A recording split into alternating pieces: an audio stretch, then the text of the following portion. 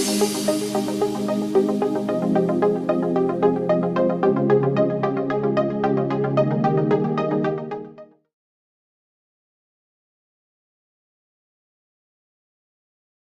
evening, ladies and gentlemen, and welcome to yet another SLASSCOM event. It's our third event in 3 working days, so thank you for the turnout. Right, and this event is a thought leadership forum on fostering entrepreneurship, creating a supporting ecosystem. I'd like to start off with wishing 2 people. First is our erstwhile chairman who is celebrating his birthday today, and who's treating all of you for dinner after. And the second, they already had the treat, so if you're still full, Madhu will take you out to wherever you want.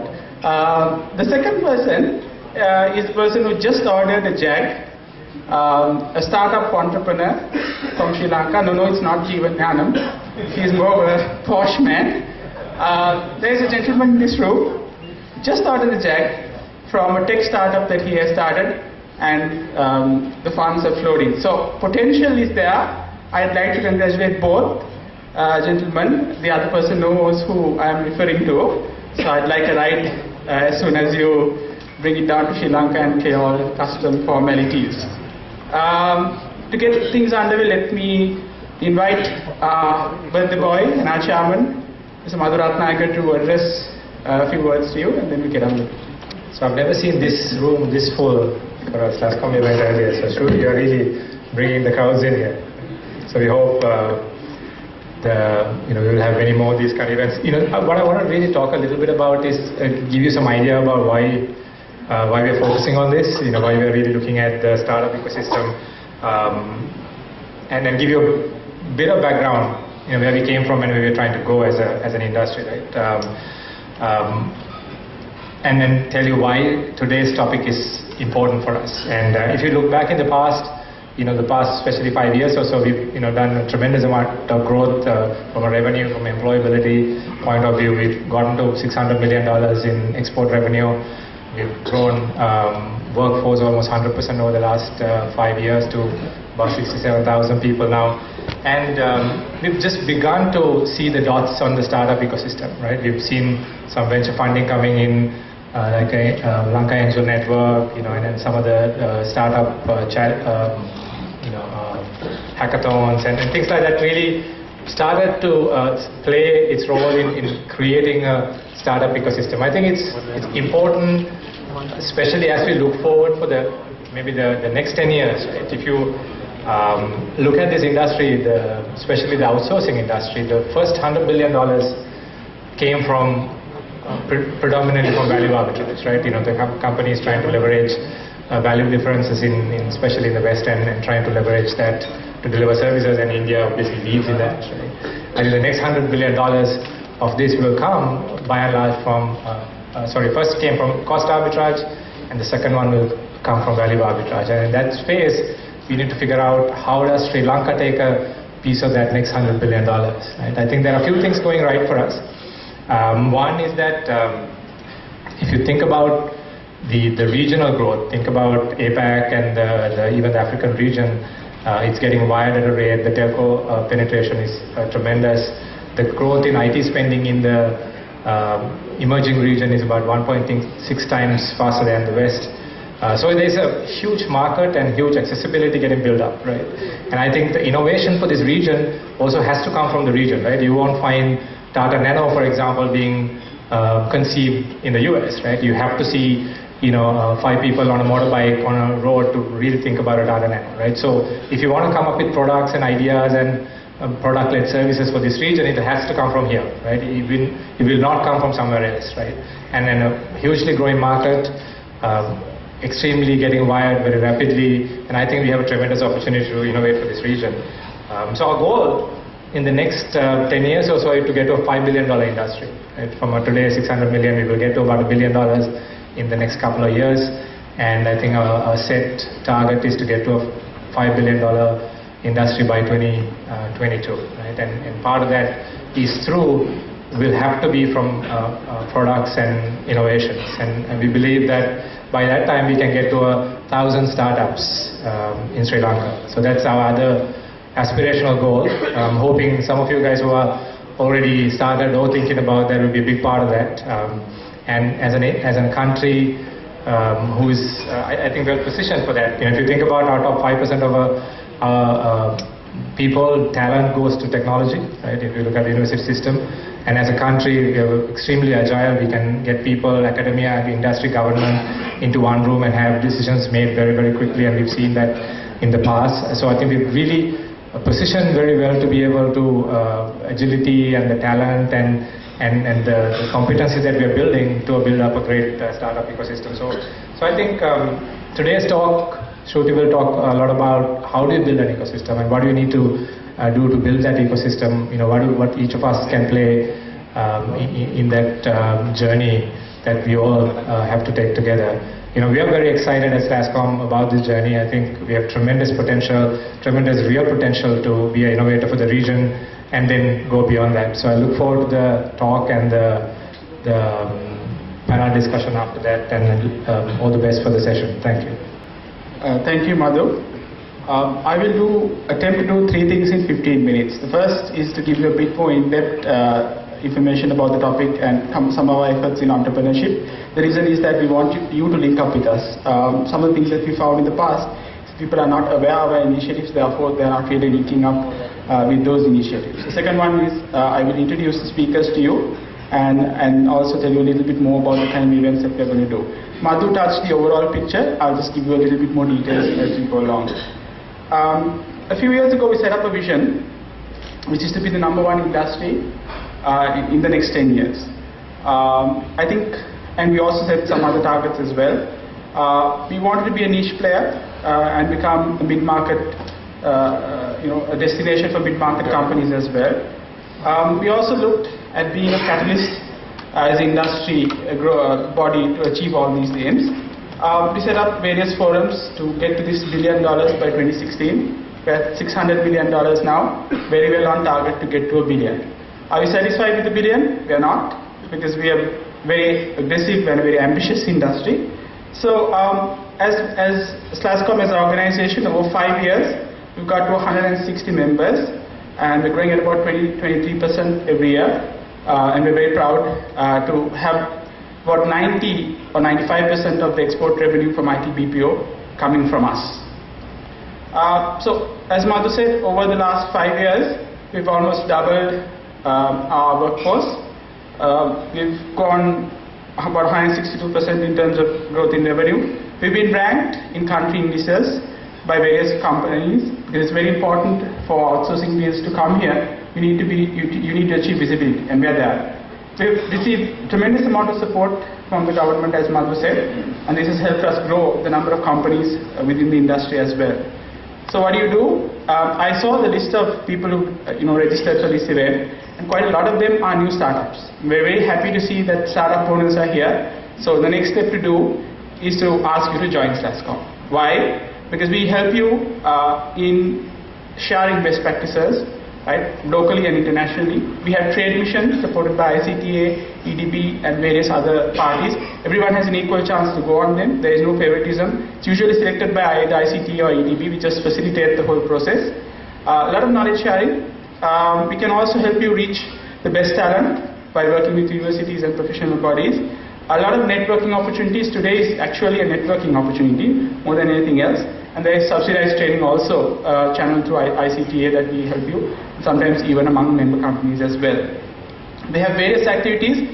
There are marketing activities. We engage with the government on your behalf. I know a lot of companies are affected by this 15% tax on leases for foreign-owned entities, and we're taking that up on your behalf. We're taking up broadband cost issues, IP issues, anything that affects the industry, we're there, and we're taking it on your behalf. So it helps for you to join because you have a voice. Today I got one of the happiest emails. I saw not large really, a non-member wanting our help in terms of the lease issue. We said, fine, maybe we're happy to help anyone. So that shows that at some point you really need to be part of a wider network. That is why you need to join SLASSCOM. Our membership officers are here. They tell me the cost to join SLASSCOM is very little. There's like a $100 startup fee, 1 hour registration fee, and about, I think, another maybe something like $13,000 per year for a staff. That's nothing, right? It's $2,000 per month. So it doesn't cost you anything. When we send out an email about a business opportunity, that email goes to every single company at the same time. The only difference would be in the alphabetical order that your company is in. You can't do much about that, but you have that access. So you can be a big player, you can be a small player, you have the same access to information if you join SLASSCOM. Madhu talked about big targets that we have. So we have 5 billion in export revenues, 200,000 jobs for the industry, and 1,000 startups. If we grow at 23%, we get to about 3 billion by 2022. We don't want to stop there. We really need to contribute more to this country, and that's where the startup ecosystem comes in. If we look at the startup ecosystem, you see so many people involved: family, friends, mentors, government funding, incubators, universities, research, laboratories, management consultants, customers. We are here to link all of that with you. Right? You are the startup, we are there, we are the body where you are represented. Any staff member, any SLASSCOM member company can join any forum. There's no elections, you just say you want to join, you turn out for a meeting. We also partner. We partner with the Spark IT initiative of the Ceylon Chamber of Commerce. Hackathons and venture engine. I think Prajeet will help you talk about that if you want. We help them in terms of being, a strategic partner and working with these as well. Lanka Angel Network was launched last year. I think they do a great job in terms of funding and a lot of our members on that and so on. We also assist with the spiralation program of ICTA. We are the technical advisors to them as well. We've helped them over the last few years as well. We sponsor the Entrepreneurship Award at the National Best Quality Software Awards. We hope one of you will win that award in the future. We'll keep supporting that. We also identified that another industry that is growing is tourism. So we work with AmCam, the American Chamber of Commerce, to come up with this Tourism 2.0. That is to find the best software solutions for the industry, right, to showcase that and give them awards that they can take it to another level. Highly successful event. I think Louis here who is on the board of AmCam and SLASSCOM. So I think this is going to be taken around the country, if I'm not mistaken, not just in Colombo. So we have tourism centers around the country. Please participate in the next stage of this. Just to give something for the panelists in terms of why I've seen some questions going around. We tried to link the panelists via email, and what we found was everybody wanted to know state of entrepreneurship in Sri Lanka. I think Shruti is overseas, and why is entrepreneurship not ingrained in Sri Lankan culture. I hope this is addressed in our panel discussion as well. One is the biggest thing is the fear to fail. We had a discussion this morning with Joel Rock, who is from the Hackett Group, huge multinational company that brings offshoring business overseas. Harry was there, Jivan was there, Madhu and I were there as well. And we were talking about this whole ecosystem of entrepreneurship and why it's not taking off in Asia. And the reason was very simple, because we are afraid to fail. Right? In the developed world, failure is actually not looked at as something to be ashamed of. It's a stepping towards success. Here, if you try anything and you fail, all your neighbors, friends, the entire network will know. And the fear to fail is the biggest problem. And I hope our panel will tell us how other people have overcome this. Entrepreneurship is culturally frowned upon. I know I have had staff members who want a government job at any cost. Whether the government can keep, having such large workforce is something they don't seem to understand. But entrepreneurship is really not within our culture. And that is a fault of our education system and so on. I think we can discuss that as we go along. A lack of funding opportunities. I think after things like Lanka Angel Network has come in, I think that is not as big an issue, but I think the access to that funding is an issue. As Prajeet would say, people are not aware of it. They need to know about the kind of sources of funding as well. Lack of mentorship and support. That's where we come in, and we will hopefully help you as well. Lack of IP protection. That's something that a lot of people are not aware of. A lot of young people are afraid to go to funding, whether it's VC funding or any other funding, because they're scared that the idea will be stolen. It may be a legitimate concern, it may be something that is in their head. Either way, if there was better IP protection, I'm sure that we could take this forward. And we obviously have a small domestic market, but there have been other countries who have the same problem as well. Small research on why startups fail. There are market problems. Your idea is not ready enough to come in. There are problems with your business model. You may initially get a lot of funding and a lot of crowd to your product or service, but then maintaining it is a problem. A poor management team as well. that's an area you need to address. Running out of cash, and obviously product problems as well. So these are some of the background points that we've discussed among the panelists as well, and they will address this a bit further as we go along. Our panelists have come from various parts of the world. I'd like to take an opportunity to introduce them. First, we obviously have Shruti. Shruti is here thanks to the assistance of the American Center, and I know Don is here, the US Embassy in Sri Lanka. We work very closely with them. And hi Don, thank you so much for bringing Shruti down here and also helping us put together this event in a very short period of time. Shruti is a serial entrepreneur and an advisor. While at Stanford, she started her first company and also was involved with a venture capital fund, Founders Fund, which was known for investments in SpaceX and Facebook. Once she left, while she was there, she started her first company, Tribal Atmosphere, and thereafter she went on an acquisition spree and also advising other companies as well. In 2010, she started another company called Campfire Labs and was sold to another company that you may have heard of called Groupon before the IPO stage as well. Thereafter, she was also involved with Groupon in their rewards program, so she may be able to tell you some of the experiences that she got from that as well. Thereafter, she has also spoken at various events, including ones from SLASSCOM India, Startup America, and so on. She's also a mentor for Stanford's new venture creation and serves on a whole range of non-profits as well. Mani Kulasurya is presently the CEO of Ipset and has over 18 years of experience in the industry. He was head of business development at Yahoo Finance, head of product at Yahoo PayDirect, a co-founder at CrossFunds and VP at Citigroup, and as well as the founder and CEO of Manvia and Latitude 655, which I think became Leapset if I'm not mistaken. Yeah.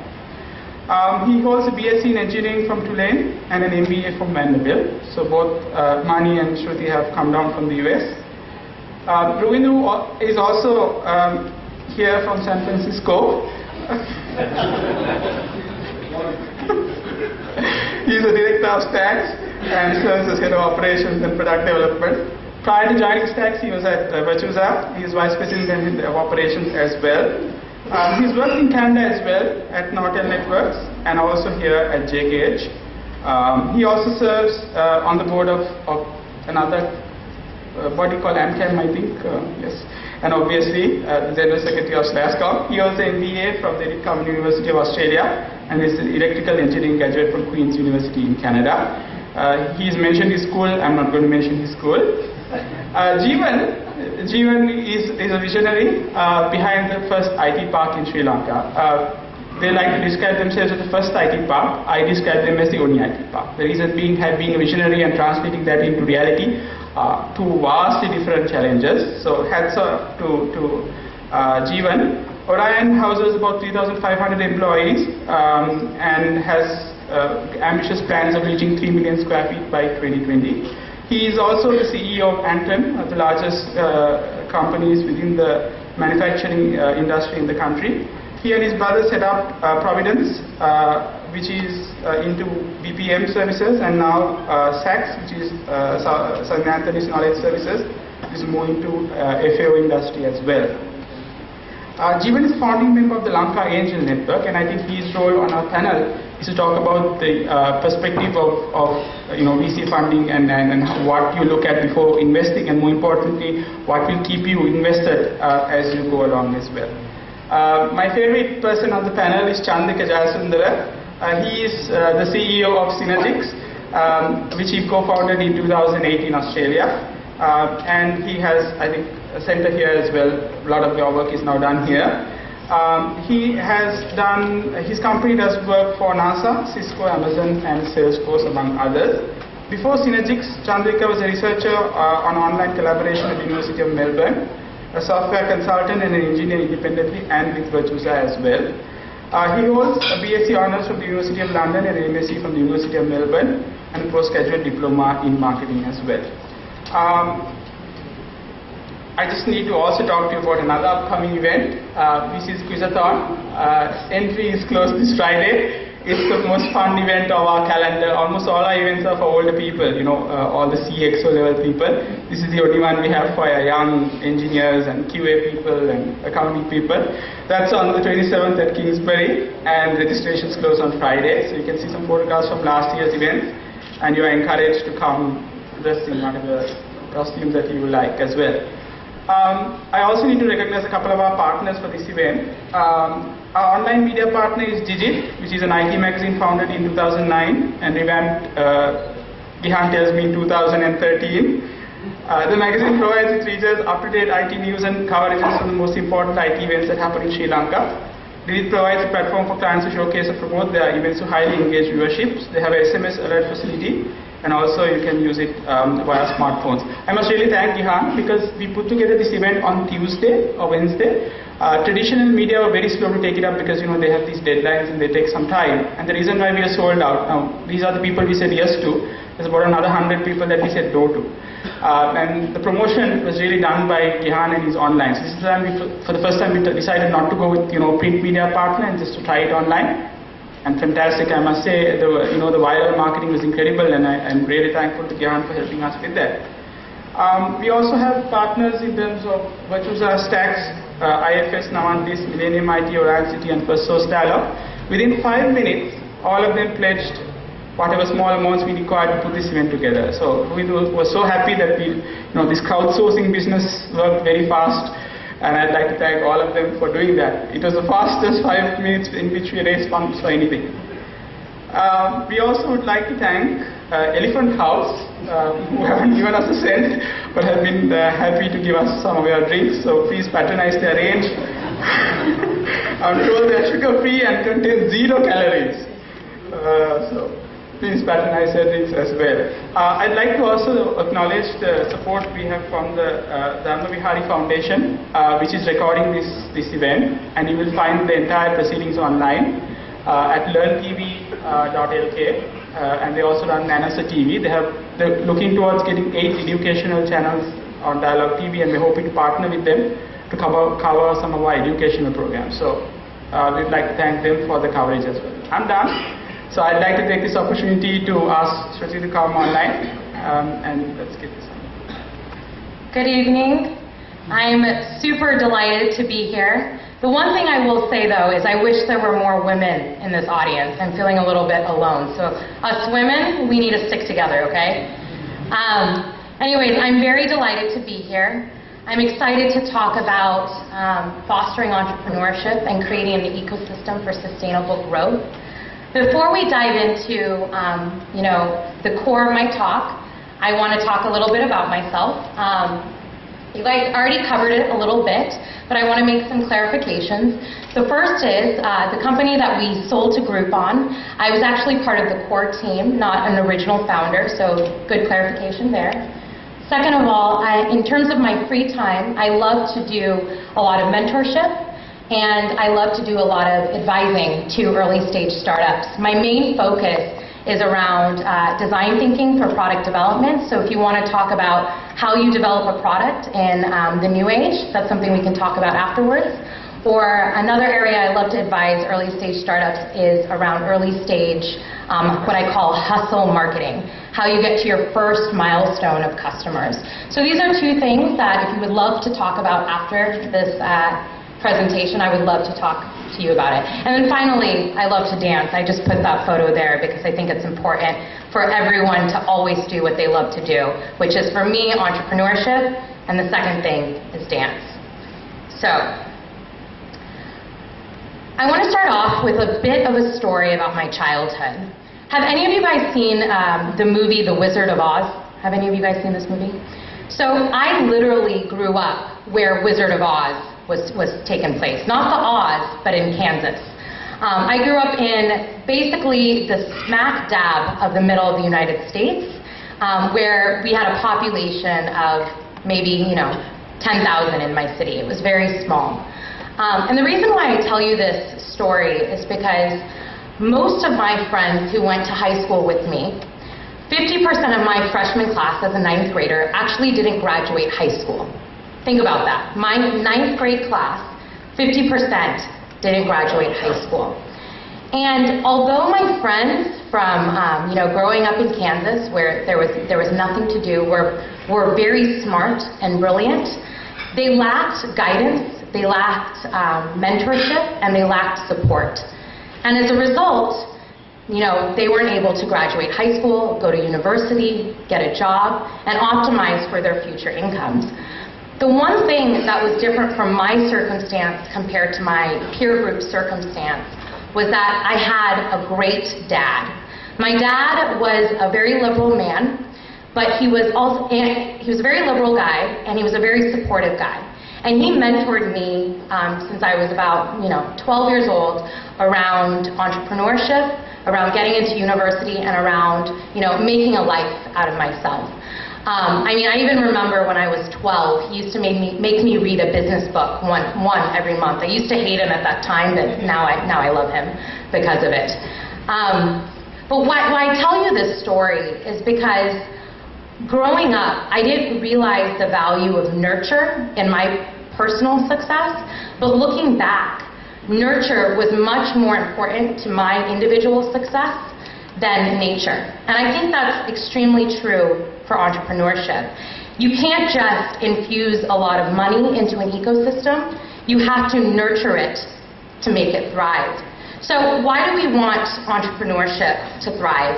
I think everyone is in the same camp here that entrepreneurship leads to a better economy, whether it's GDP per capita, IP, employment.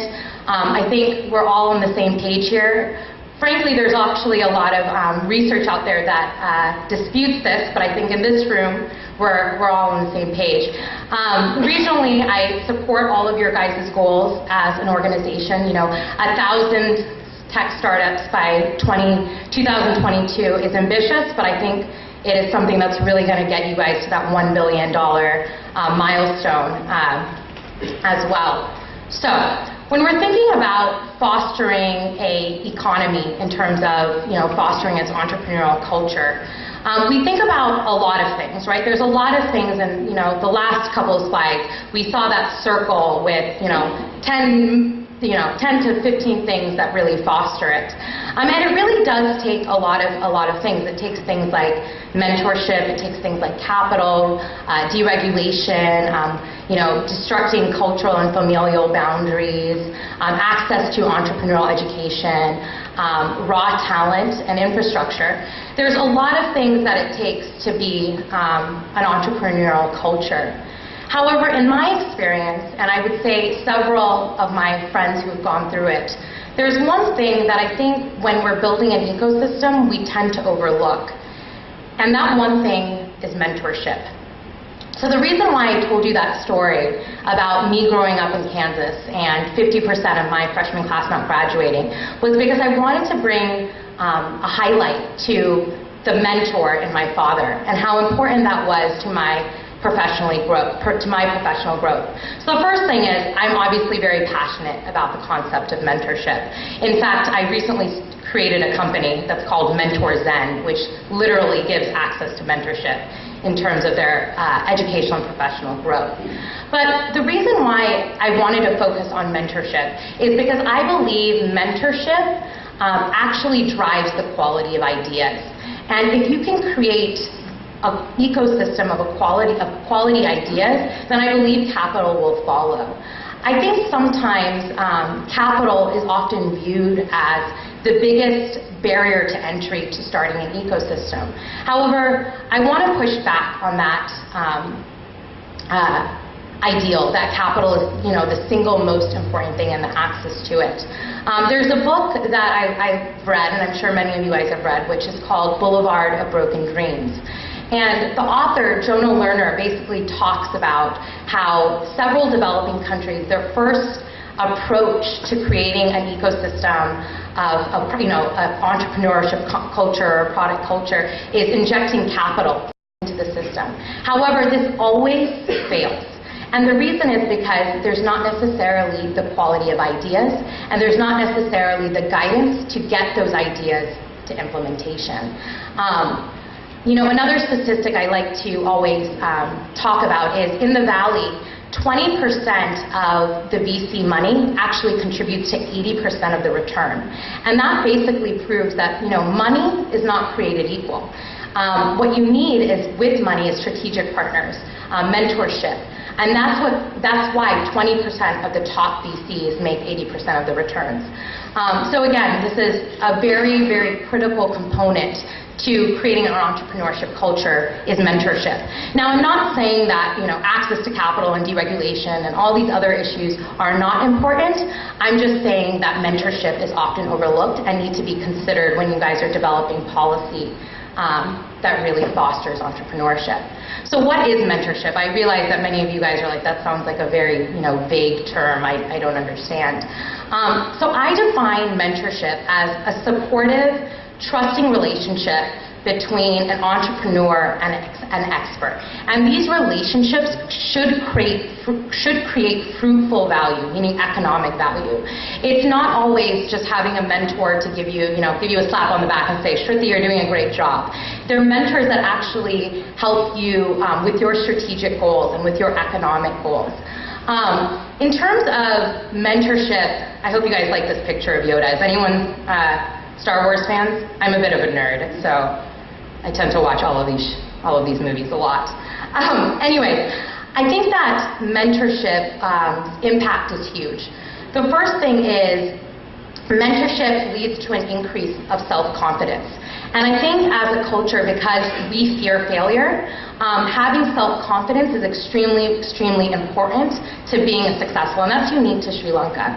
And for us women out there, it's even more important for us, because on average, women underestimate their abilities by 17% compared to their male counterparts. I'm not saying we're not capable, I'm saying we underestimate our potential. So mentorship is a key driver to increasing self-confidence. The second thing is mentorship basically is another key driver to the rate of commercialization. What do I mean by that? So I think there's a lot of interesting ideas in Sri Lanka at the university level. However, I think the rate to commercialization is much lower here, meaning I have an idea, it's a good research paper, but now how do I transition that idea into a commercial product? And I say this because at Stanford, we have a lot of mentorship from our professors out there, and oftentimes professors will encourage their students to take their research, drop out of university, and sometimes not drop out of university. I'm not condoning dropping out of university, but they inspire us and motivate us to actually commercialize our research. And then the third thing is, I think mentorship in general forces us to think bigger. So in an economy like Sri Lanka, where services and BPO are the primary drivers in the IT industry, I think it's important when we're thinking about these 1,000 tech startups, we start thinking bigger about what we're doing, creating products for the local market, not necessarily just creating an engineering back-end office for Motorola or for Groupon or for whatever those big companies are. And I think mentorship forces you, if you find the right mentor, forces you to think bigger. So in my opinion, mentors really drive a lot in terms of the entrepreneur's self-confidence. They drive a lot in terms of the implementation, and they drive a lot in terms of thinking big, which is going to be critical. Creating 1,000 tech startups is great, but creating 1,000 tech startups that are huge opportunities is another problem. So how do we do this? So there's some basic tenets to creating a mentor ecosystem. The first thing is that it needs to start early and persist across a life cycle. So often when we think about mentorship, we think about things as aspiring entrepreneurs. Many of us here are aspiring entrepreneurs. I myself am an aspiring entrepreneur. There are people here that are far more successful than me. But what I will say is that I really needed mentorship even when I was just 13.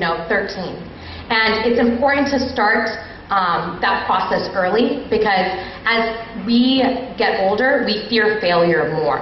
And so in order to get in early, you basically, strip away some of those feelings that become more ingrained in us as we get older.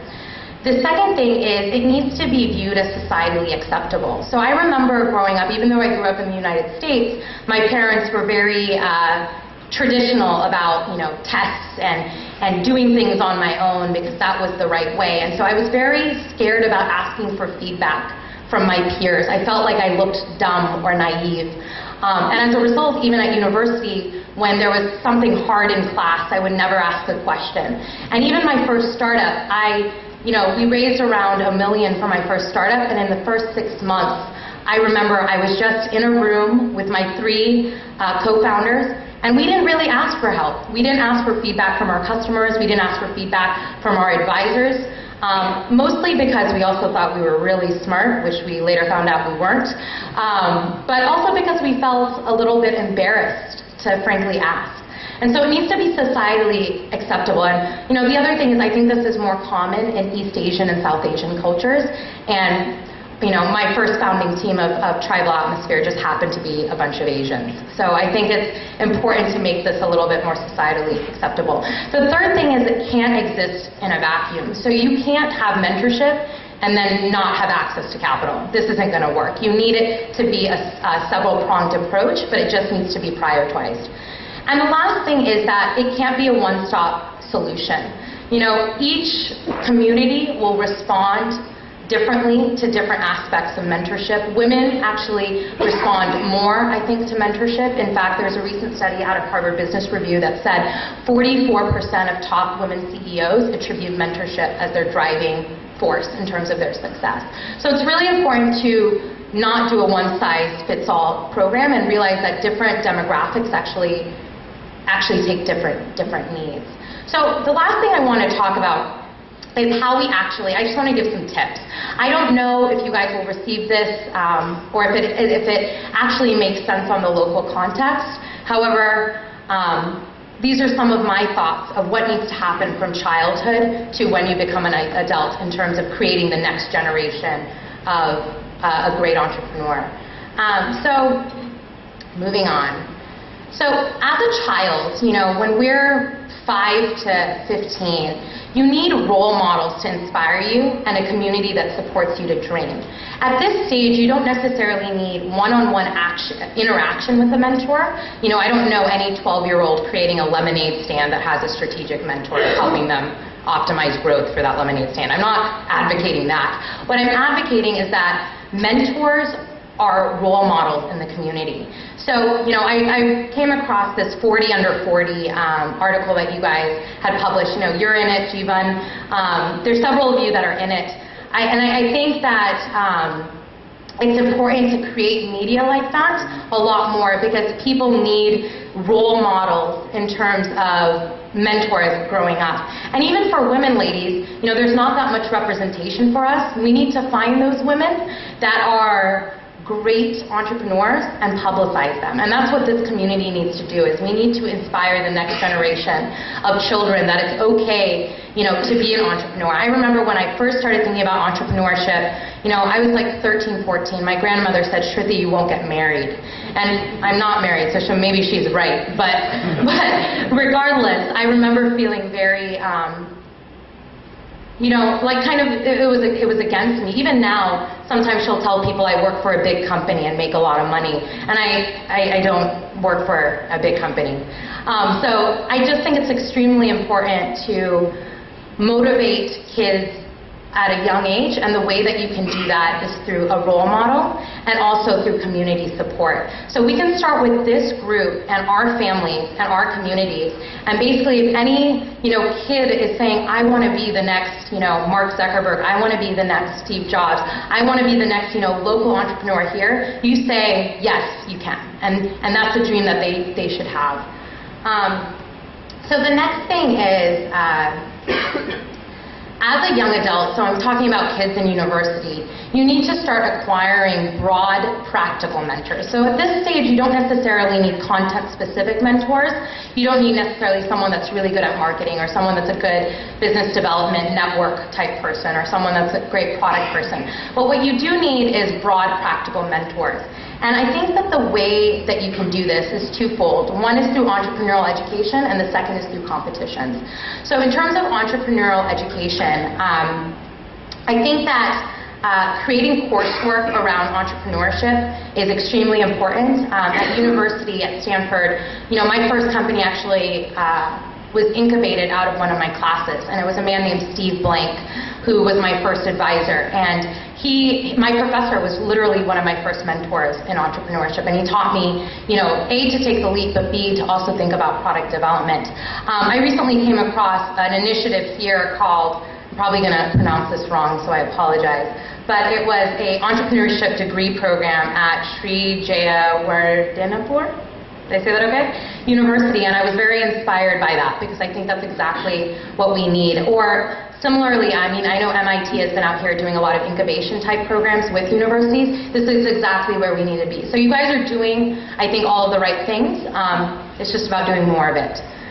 The second thing is employing competitions. So I know Venture Engine was put on by Blue Oceans and the Sri Lankan Angel Network. This is exactly what I'm talking about.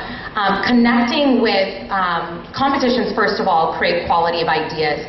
In San Francisco, where there's no non-compete laws in California, you actually have a lot more innovation because doing competition makes your competitors smarter, faster, more agile, right? So competitions themselves, I think, promote quality ideas, but more so if you have quality judges at these competitions, entrepreneurs that necessarily aren't from the most networked families or aren't the richest families can get connected with those people at a very early age. And I think why that's important is there was a study out of Stanford by my professor, Tom Byers, and he said one of the key characteristics to creating a successful business is actually the ability to create fruitful relationships with others. He did a great statistical research study about what it took to be an entrepreneur, and it wasn't actually solo traits like grit, passion, brilliance. It was actually people's social behaviors, people's ability to create lasting relationships with their business partners, customers, and team. And of course, mentors. So it's really important at that stage. Okay, I'm almost done. I know I'm talking a lot. But the next stage is, aspiring and current entrepreneurs, and I really fit in this character, in this segment, and I think many of you guys fit in this segment as well. At this stage, we need constant support of content mentors. So content mentors are people that can help you with a strategic need. It's not just people that are going to say, Shruti, you did a good job, but it's going to say, Shruti, you did a good job, but this is exactly how you can make your marketing strategy better. That's what you need at this stage as an aspiring entrepreneur. You need to, my motto is, if you don't know something, don't worry about it, just find someone that does. And that's really important. So here, I believe accelerators and social support is important. So I'm not familiar with any accelerators in Sri Lanka. However, I know there's some incubators through the MIT labs, and so correct me if I'm wrong, but I think that there needs to be more of an emphasis. Maybe the Sri Lankan Angel Network can create, more of an accelerator, 9-week program where they connect you with operational partners that can help you through various components, whether it's, licensing or legal or financing or whatever it is. It's important to provide that support. The second thing is, as an entrepreneur, you need to take that onus onto yourself. It's extremely important that you guys realize that you are powerful, brilliant people, but there are also other powerful, brilliant people that can help you. And that is okay, We need to ask each other for support. So one thing I've seen in the US is a lot of my friends go through what's called Y Combinator, or Techstars or Startups. And then after that, 9-week accelerator program, they're a little bit lost. And although they have support, I always encourage each of my friends who are early entrepreneurs to create a life advisory board. I literally have a life advisory board. That's not a company advisory board, that's a life advisory board. And it's people that go through my life, it's around 6 to 8 people at any given time, that I can ask anything about anything. So I have one friend who runs a fund called 137 Ventures in the States, and he can answer any nuanced question about financing. He can ask any nuanced question about employee compensation. He is my golden ticket to anything in terms of that matter. And I'm frankly not afraid to ask because he is much better at it than I am. So, the last piece. I think angels, VCs, and business leaders, you guys need to realize how lucky you are, and you have to help aspiring entrepreneurs like myself and like several people in the audience. And what's important is for you guys to be available. And that's extremely important. So I want to talk about 3 examples here. The first is, if you are a VC or an angel, you need to not just provide capital, but you need to provide operational support. So there's this fund in the US that's, I think, getting a lot of attention. It's called Andreessen Horowitz. In short, it's A16Z. And what they do is a fund. They don't hoard their wealth in terms of management fees. They actually spread it across a set of operational partners. And these operational partners are marketing operational partners, they're finance, they have an in-house CFO that can talk to any of their startups. And their idea here is, their partners probably only make 100K, which is actually relatively low in terms of management fees for a VC. However, their idea is that if they can mentor and guide their entrepreneurs, their return of the fund will be much bigger, and their carried interest in the fund will be much larger. So I think that's a great strategy that you guys can implement. Another thing is, and this is, I don't know if you guys know who this guy is, but his name is Vinod Khosla. And one thing that his fund is starting to do in the last couple months is coin the term the Think Big partner. So they don't necessarily offer as much operational support as A16Z does, but what they do is, every 3 months they encourage their entrepreneurs to think bigger about market opportunity. And I think that's really important in this context where we're trying to get 1,000 tech startups, and that too potentially being local products. You need people to help you think bigger because the market opportunity itself might be a little bit smaller here. Okay, I'm almost done. So, I guess the point here is that mentorship is important and no one should underestimate it, even though it sounds fuzzy. I realize that capital is also a barrier to entry in terms of starting companies. However, I want you to understand that as a community, we need to promote an ideal culture. And in order to promote an ideal culture, it doesn't start with capital. It starts with a transfer of knowledge. And the transfer of knowledge is going to make us think bigger, be stronger, and execute better. So when you think about, what you're going to do tomorrow with your startup, I would wake up and put down 5 people that you think can help you take it to the next level. Thank you. I've introduced the panelists, so I'd just like to invite them to come on stage. Ruindu Piris, Chandika, Jeevan, and Nani. While they are seated, a couple of corrections. Number one, we've almost reached $1 billion. We're looking at $5 billion over the coming years. Number two, I forgot to mention this. We've been partnering with the MIT Global Startup Program from this year. For the first 3 years of the program, they were working exclusively with the University of Moratuwa. But from next year, we're taking over, and this program will be open to all universities in Sri Lanka. And it will be a full 12-month program, so with access to legal services, startup funding, mentorship, the full works over a full year of the program. We also undertake the Motorola Inter-University Innovation Championship, which SLASSCOM has partnered with for the last 3 years, and it's underway for this year as well. And also, Shruti, I'm also on this list of 40 under 40, and Shamindra, who is the editor of Echelon magazine, you need to boost me up on the list, I think, so that, I will get a bit more visibility just as Jeevan does. Actually, we have about 6 to 8 SLASSCOM member company, either board or GC members on that list, and a few more who work for SLASSCOM member companies as well. So, very proud of the achievements of SLASSCOM member companies as well. Ruindu, you are ready? I think we'll get on the way.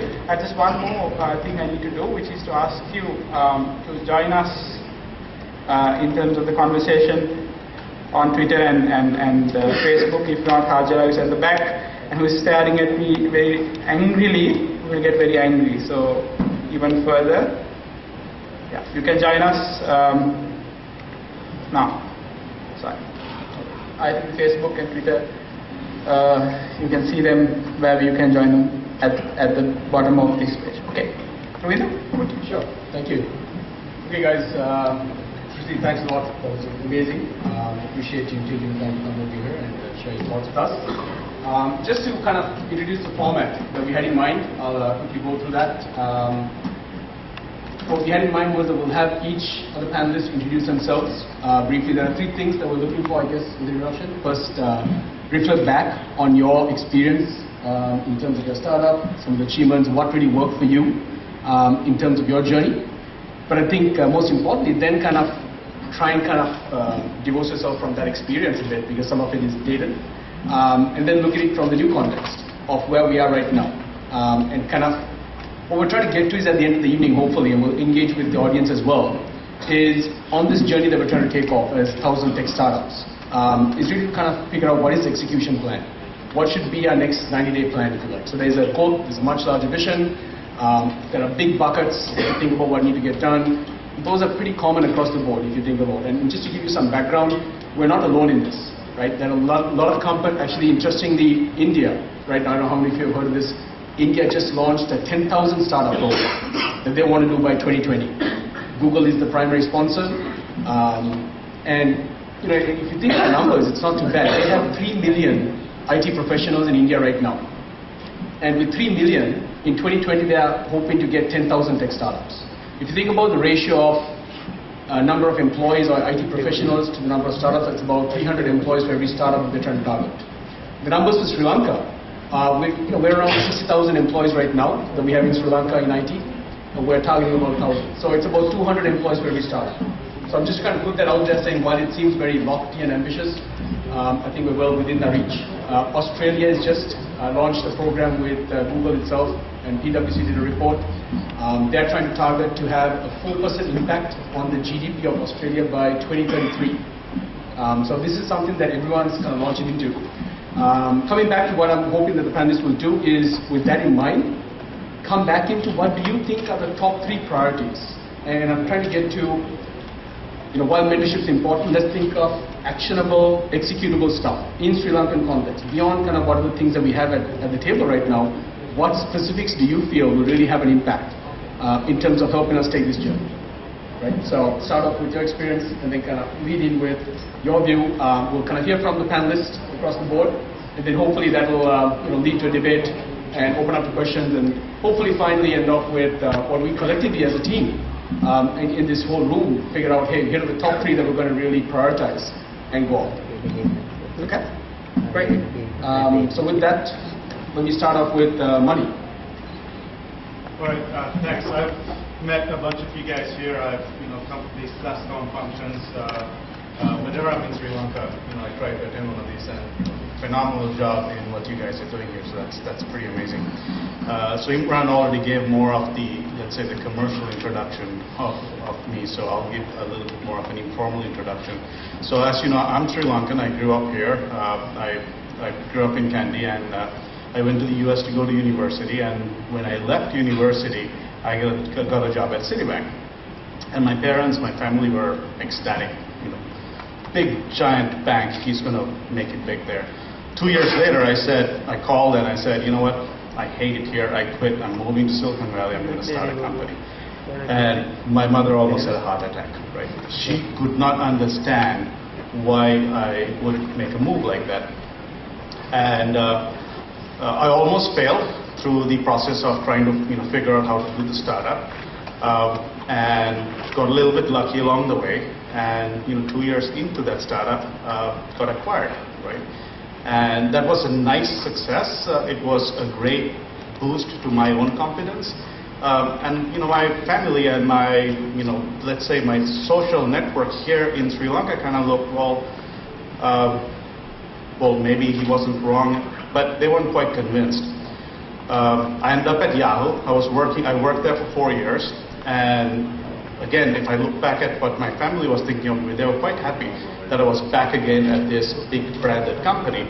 And I got bored, I didn't like what I was doing, and I left and started another company, and again they started scratching their heads. So to what Shruti said earlier, and I think a little bit to what needs to happen to get to the 1,000 startups or the startup culture, the first thing is the culture in itself, right? There has to be a supportive culture, and it may not necessarily come from your parents or your relatives or immediate friends, but it has to come from the folks here, right?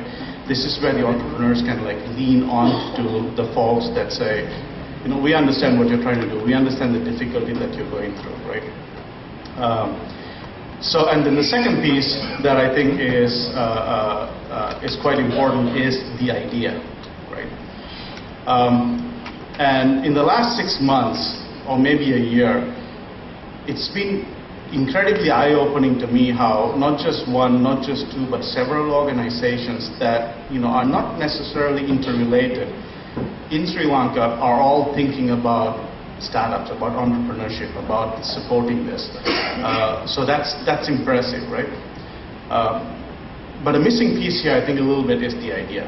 By the way, somebody mentioned this earlier, and I agree. It's not the capital, right? Capital will follow. Money is not the problem, right? When you think of the idea, this is the second piece behind the support infrastructure. Think of the idea that works for you, that works for what you're trying to do. The Tata Nano example, that product would have never, you know, come out of Germany or the US. It had to come out of India. So there have to be ideas that come out of Sri Lanka that makes sense for Sri Lanka. Can Sri Lankan companies become global companies? Absolutely, but it still needs to start here, right? And then the third piece is, of course, capital and smart capital, and I'll get to that later if we delve into that piece, right? Great. So smart capital is the third. That's right. You can explain that a bit here? Sure, I'll jump into it right now. So it's, was it 20% of the top VCs bring 80% of the returns? And what that means is that there's 80% of the money in Silicon Valley is what I would call dumb money, right? Is the value of the dollar exactly the same? Well, on the face value, yes. But in reality, it's the advice that comes with it, right? So there are folks here who have dabbled with angel investing right here in Sri Lanka. I do it a little bit myself. In fact, from an investor standpoint, if you were to write a check for an entrepreneur, but you don't provide any additional support behind that, I would say you should consider that money lost, right? So that's the smart money piece. Got it. Great. So just to reiterate, you've got supportive culture that pretty much allows you to take risk. Idea, very important, be localized. Think of something that is really relevant, adaptable to the environment that you're in, and smart capital. Great. I'm going to move on to Chandika next. Nice. So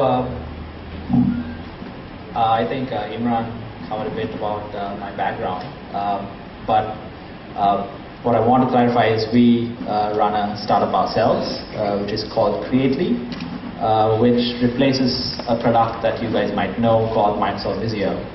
And so we've been going for about 5 years, and we have a fairly decent amount of customers, and we're a profitable company, and we are growing quite decently at a startup pace.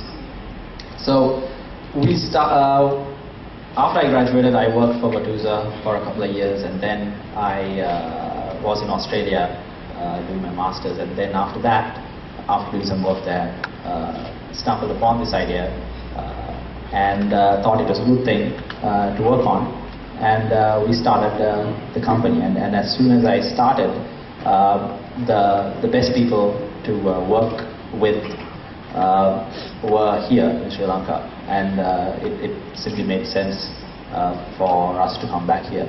And we've been here since 2008, so 95% of my time since then has been here. So I think I have some perspective in terms of of how when you look at it from an external company that's a startup, from a classic internet startup perspective, that's actually not from the Bay Area, but it tries to be from the Bay Area and goes after the same customers, and working from Sri Lanka. So I might be able to add things as we discuss. So we've the top 3 things I think that matter is first, when we first started, it was extremely difficult for us to hire people. We had the money, we had we won competitions, we launched at demo demo, coming out of 1,000 companies. We were one of the top 50. We launched on TechCrunch 50. We had all the big things, right? So if you're in the Valley, people would know that we are a credible startup. We are at the top tier. But when we came here and we tried to hire people, nobody wanted to join a couple of guys in a rented house, it's a nice rented house. It's carpeted and we put an AC in it. But nobody trusted us. They wanted us to be in a large building. And so after we ran out of our network, who knew us, who joined us, we went to his place and got a large building. and it has been easier after that, right? So the credibility of what a startup is needs to be improved. It has improved tremendously in the last few years, but it still has a long way to go if we are to have a startup culture here. And the second piece that goes along with it is to get people to meet each other. So there's a lot of people in this room who are working on great stuff, right? And simply do not know of other people that they can collaborate with.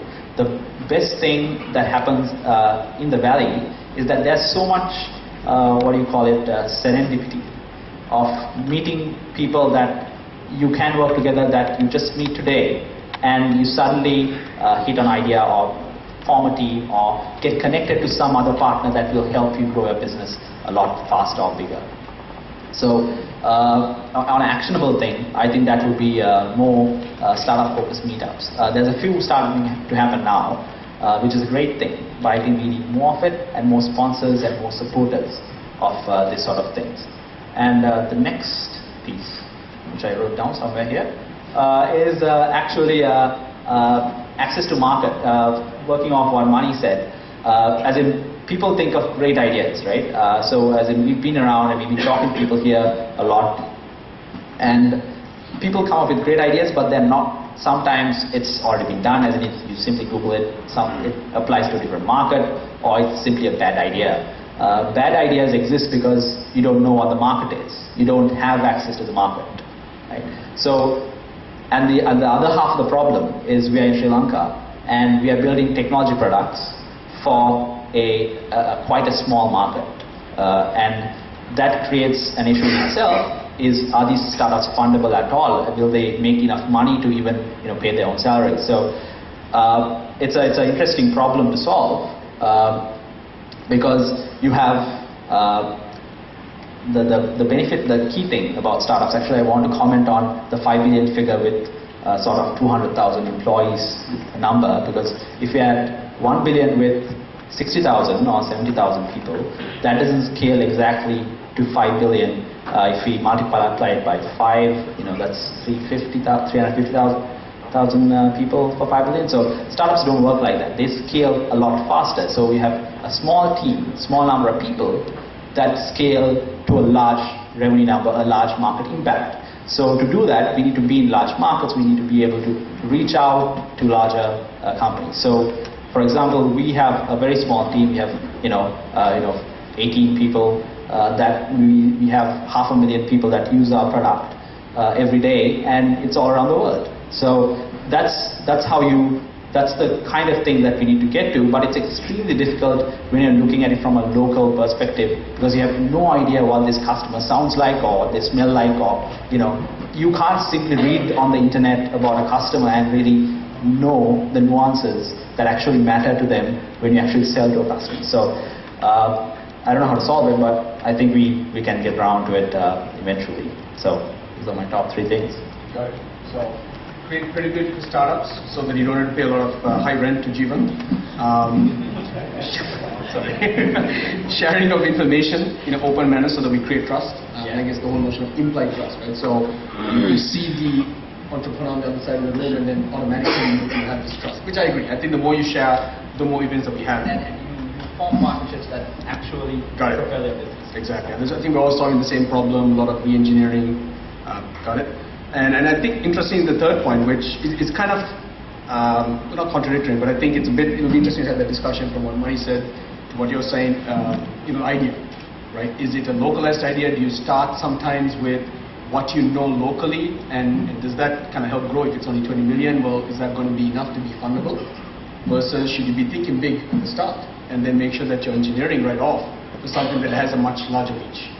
I'm sure there's a nuance within that, but that'll be an interesting discussion to get into as to how we really figure that out. Because I think that is a large part about the whole scale problem, right? What you start with, where you invest your first 2 years, becomes very important to success. You last beyond the next 3 years. I think studies show something like, IT has the largest dropout rate. Only something like, I don't know the number here, something like 42% remain after the 4th year are successful in IT, and that's compared to all of the industries lowest. And I think a large part of that has to do with running out of capital, given the reach of your idea. Good. Okay.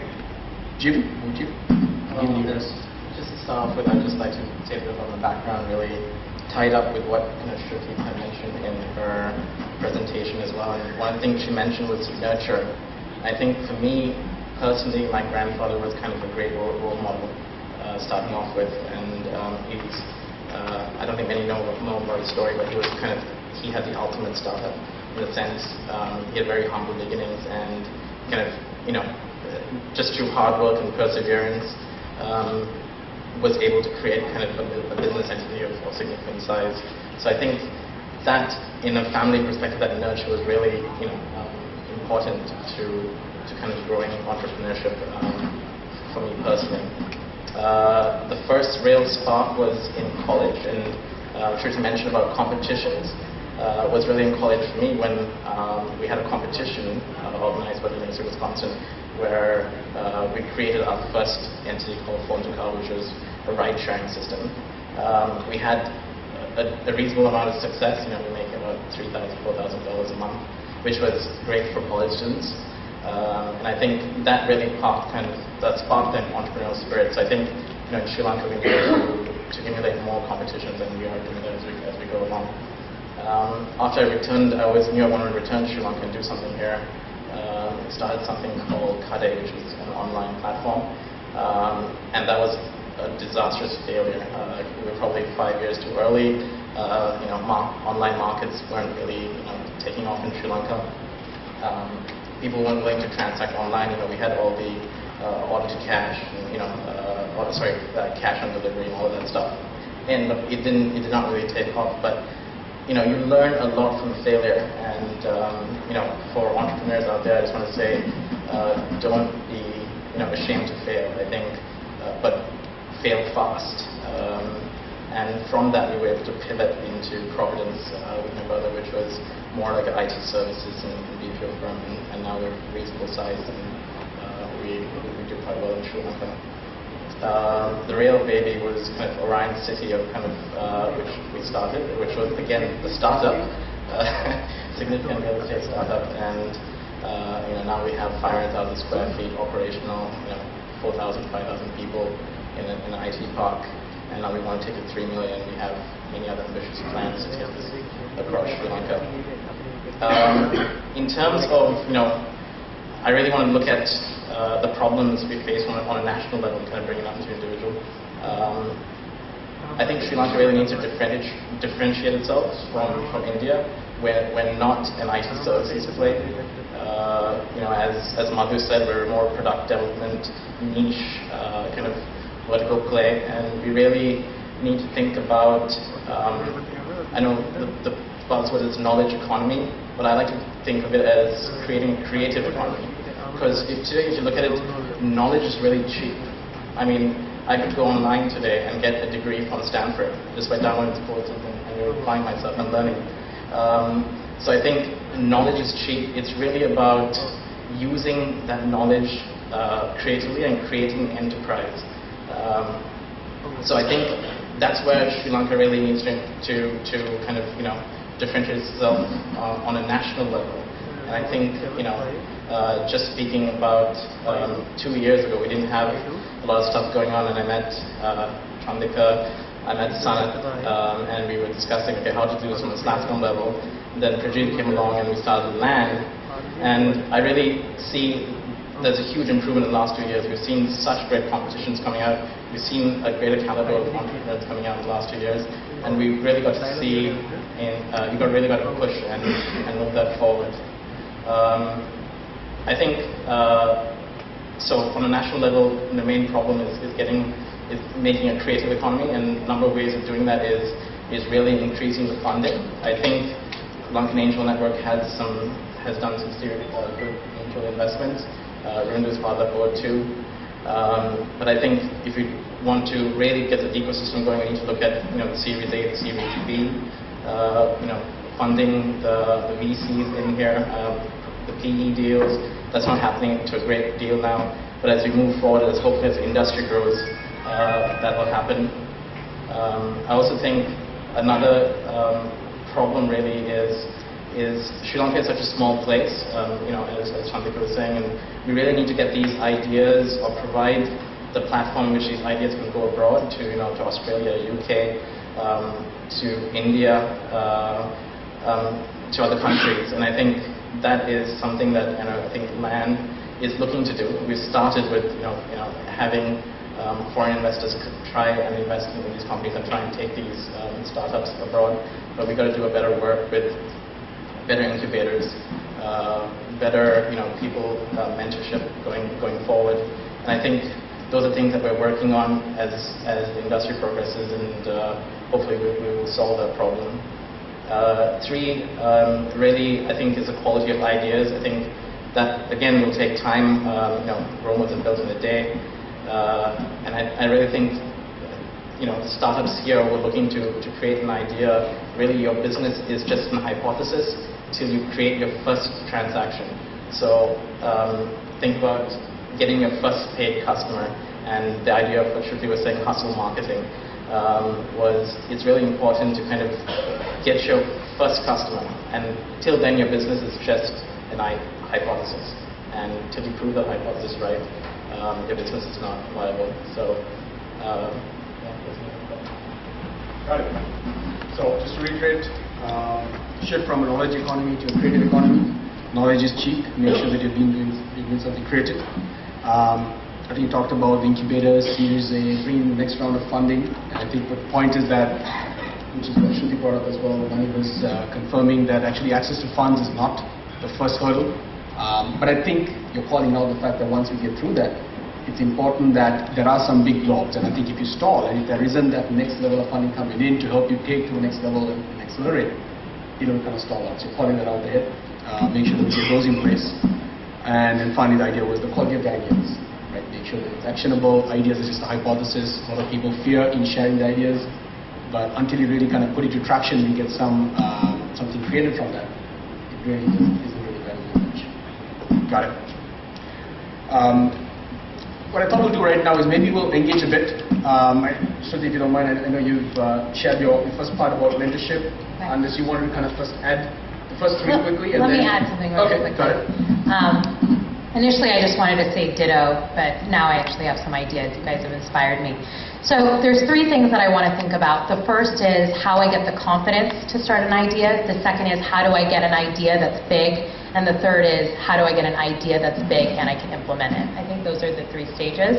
So the first one is how do I get an idea. I completely agree with Mani that culturally we need to be okay with failure and okay with increasing startup credibility. And I think one of the ways we can do that is through media outlets like Digit, which rewards entrepreneurs. Because as a community, this community, and same with India, we're a very community around collectivism and social intimacy, social reputation. So if we can start glamorizing entrepreneurship, it's extremely important. The second thing is idea generation, and it's just not creating 1,000 tech startups. I actually think that shouldn't be the goal. It should be 1,000 tech startups that create X value, because we need to think about big ideas. And one aspect is to think about global ideas, but another aspect is to think about addressing potentially a lower income bracket in terms of creating more volume-based type solutions. And I think the way that you do that is we're all smart, we're all very educated, but we may not be the person that necessarily thought of Tata Nano, right? We need to get everyone in the conversation. And in order to inspire creativity, you need to get, the auto rickshaw driver in the conversation. And so I think that's important to not just be an elite intellectual group, but actually expand it, because I think there is a market here, it's just not necessarily the elite market. And the third thing is actually implementation, which you guys know how I have a love affair with mentorship. So that's obviously a big deal. But I also think educational training is important as well. But I do agree that, access to knowledge is cheap these days. You don't need to go to university to be successful. So those are my ideas. Excellent. Great. I'm going to open up to the audience right now to kind of, just based on the first round, and this is kind of, I think, peeling the onion, right? So this is the first level. I definitely would like us to get into kind of more specifics around these areas. But before that, I'd like to kind of open up any questions, comments, anything that the audience has, based on kind of what we shared up to now, or your personal experiences. What are really the problems? You guys have started companies, you're trying to start up companies. What are the problems? Right? We've got a mic in the background, so if anyone can just raise their hand, mention their name, and shoot off. Come on, guys. There you go. I'm going to call out. Sorry, go ahead. Prajit. So how does one identify or recognize himself or herself is actually the key cultural value becoming an entrepreneur, especially with the university students, where most kids, especially the MIT program, when we go out to fund some of the students, they said, we don't want your money, not for the next 2 years. So obviously that was one barrier, because they want to get a job. But on the other hand, how does one build that confidence in themselves to evaluate and see if they are entrepreneurship material or not? Maybe I pose that to Shruti. So I think there is a difference between entrepreneurial intent and entrepreneurship. I think entrepreneurship, in my definition, is creating a high-growth business, and entrepreneurial intent is being creative and I'm thinking of a word, but I can't say it, but applying entrepreneurship to a potential small business. So the first thing is, when I describe entrepreneur, I'm talking about a big opportunity. I'm not talking about a small opportunity. In terms of giving yourself confidence to become an entrepreneur, which is what your question is, correct? The first thing is, for students out there, I want to encourage them to realize that it's not an arms race. It's not the race to be an entrepreneur, and it's okay to start a business later. I mean, the average age to start a business in the US is 47, so it is much later. But the second thing is, I think that entrepreneurship, generally entrepreneurs, one quality they do have is just being really self-confident, almost arrogant. They say yes to things before they even have a plan. They ask for things they don't necessarily deserve. So it is a character trait. I wasn't like that, actually. I'm a pretty I'm a little bit of a worrywart. I was never confident in exactly what I was doing at any point of time. And the way that I got through it was actually, it was echoed here just a minute ago, was through viewing entrepreneurship as an experiment.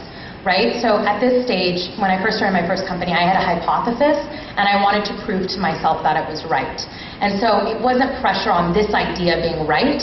It was kind of a validation process for me. So what I encourage people to do when they have an idea is, an idea is a dime of a dozen. Just set out, and I'm giving talks about this later this week, but you build confidence by getting that first transaction. And so if you can increase the rate in which you achieve that transaction with the lowest cost of doing it, that will build you that confidence. For example, you don't necessarily need to drop out of your job to prove an idea, right? There's this whole set of thinking, and I think Jeevan was talking about it, but it's called user-centered design, or another way to say it is customer development. Two philosophies that are very similar in the Valley.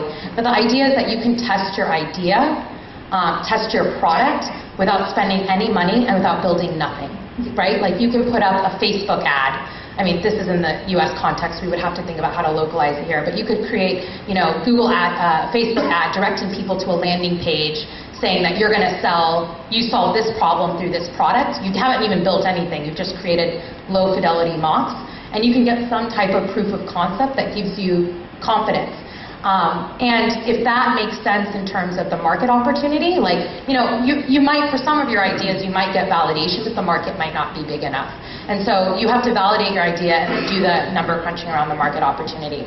And you can validate an idea for pretty much nothing. Like, a lot of ideas you can validate with just, I tell people all the time, sell before you have something. See if people will buy it, then go build it, That's a great way to test your market. I don't know if I answered your question, but not really. Actually, I have something to say. I was going to jump at that question because I think there are some very specific characteristics about entrepreneurs. First of all, anybody can be an entrepreneur. And second, you don't have to be smart to be an entrepreneur, right? But here are the characteristics that I think you must have. First is you have to be an eternal optimist, right? The glass is always half full, even when it is empty, right? Everybody else is saying it's empty, but somehow I see it to be half full, right? Eternal optimist. Second, if you're the kind of guy that drives a car and you know it takes about an hour to get from point A to point B, but you still drive fast because getting there in 57 minutes, that 3 minutes is a big deal, you're an entrepreneur, right? That's a key component to think about. Risk taker, right? If you're the kind of guy you're okay with, nobody's okay with losing everything, right? But you're a little bit more comfortable with that, you're an entrepreneur, right? If you jump into the water before testing to see if it is hot or cold, you're an entrepreneur, right? So these are all characteristics that are embedded in an entrepreneur. And then, like Shruti said, you have to be extremely, extremely aggressive, right? Because everybody's going to say no. And you just have to prove them wrong, right? Let me add one more thing here. So I gave a talk earlier today about exactly this, like what are the characteristics it takes to be a great entrepreneur. And one thing that I found when researching this topic is a lot of times people glamorize solo traits, things like being risk-loving, things like being relentlessly confident. And although these are important, there's been a lot of studies actually out of Stanford that say social behavior actually is a key driver to being an entrepreneur. So if you find yourself wanting to network with people of value, or you send that cold email to someone that you don't think will respond but may invest in your company, I think those social behaviors are also another. If you love networking at this event, I think those are characteristics. Those social behaviors are a big driver in being an entrepreneur.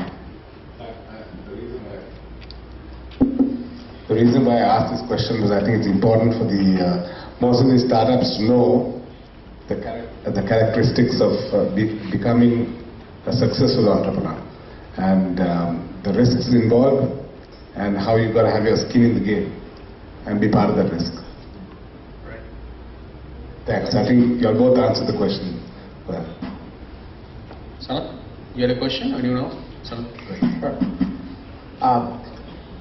These days, actually in the present day, if you ask any startup geographically where would you like to be, Silicon Valley is probably without a doubt the top on the list.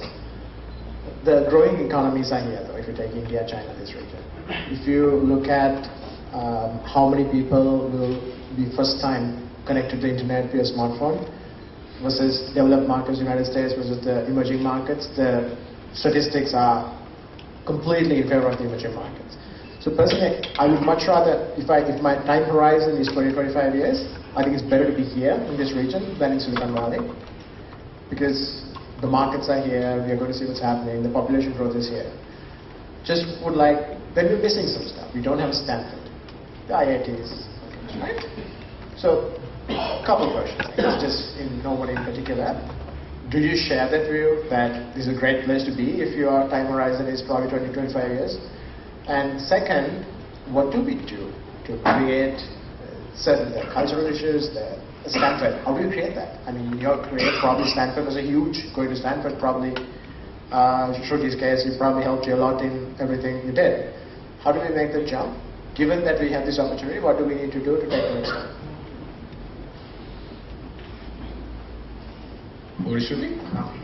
Or do you want to take? Go ahead. Well, I absolutely think that the market and the growing market is emerging countries. That's why I decided to move back Sri Lanka right after college, and I think the opportunities in the West are kind of slowly diminishing because someone's already done it before, or the idea has been hashed out a million times in different ways. And I think finding solutions for emerging countries, if you look at the population, say in India, Russia, Brazil, we have the largest number of I think people between 25 and 40, and this is the population that kind of adapts to new technology, adapts to ideas quickly. So I think absolutely this is where the opportunity is, and this is where we should focus. There's one. There you go. I absolutely agree that this is a good place to be. But the slight difference that when people think of startups is the classic Valley startup of starting up and exiting within a few years. That sort of thing will not happen in this region because we don't have people to acquire companies, or we are not growing as fast or dominating the market as fast. But it's a bit of a longer term investment if you're building stuff for this market. And the other thing is when the key thing of launching a startup in the Valley is that there's a huge bunch of early adopters, as Jeevan said, and you can quickly get traction.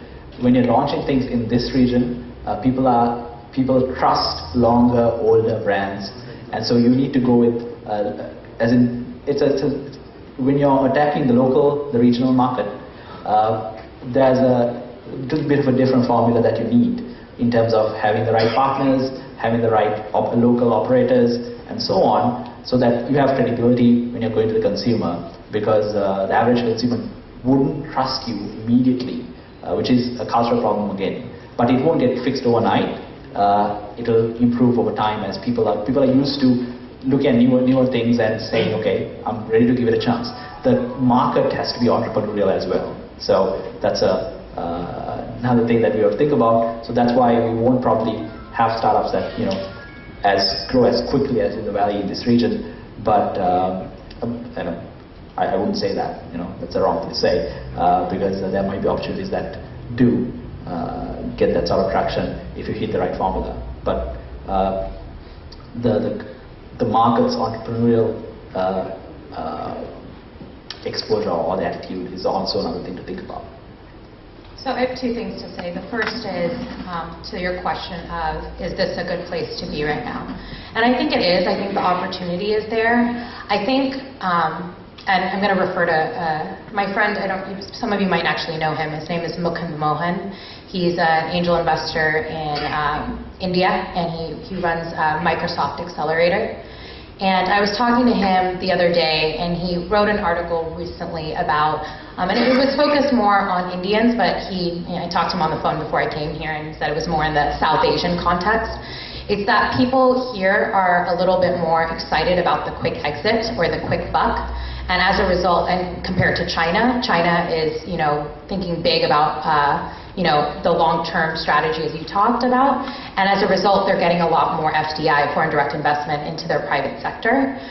Whereas because this community, I think he did a survey of several South Asian entrepreneurs and asked them something like, actually it was much more sophisticated than what I'm describing, but basically the output was that if you had to sell your company for X $1 million, which was the lowest one, almost all of the time they said yes to that one. So that's an interesting point. I think the opportunities here, it's just a question of if we're willing to seize it. Because I could see something like a lot of interesting companies coming out here, and then instead of being locally grown, they get acquired by maybe something bigger, and then I don't know exactly how it would work out, but that's an interesting point. The second thing is I totally overinflated Stanford. It's an amazing university, but there is a negative correlation between people who have high GPAs at universities and people's entrepreneurial success. So that is actually extremely true. I actually had a terrible GPA in college, but that's an aside. So what I think is more important, and I think Stanford is just the name, but what it supports is a network of relationships. And so if you can create the network of relationships, you don't need necessarily a university at all. What I found and what I learned the most from Stanford was my relationships, and that's how I got, synced up with Founders Fund. That's how I got some of the advisors that I had. And you guys have all this ingredients here. It's just about making it available. And I don't know who said this before, but really prioritizing, I think it was you, some events, more events. Because the thing about university is that you have a built-in community and you're always there. And so you're always passing that professor who created X product, or that person who created this. It's just about making that community here. Great. One more question. Yeah, hi. My name is Taranto. I'm from the IDOT group. And I have a general question out to the panel there. And basically, since we're talking about entrepreneurship, which is basically being an entrepreneur, which by definition is someone who takes the risk, someone who puts in their time, their effort to building up a new company, a startup, right? Why is it that at every single forum when we talk about entrepreneurship, people always talk about an idea? And it's as if without an idea, something new, that you cannot be an entrepreneur. So from a VC standpoint, from an investor standpoint, I understand that completely. You want to find the next big thing, you want that idea to get acquired, and you want to make the money back. But in terms of an organization that's promoting entrepreneurship, that's promoting leadership, why does it always seem that everyone keeps pushing an idea when you can just as easily do something? You can be an entrepreneur, but you're doing something that's already been done 100 times before. You're just trying to do it better.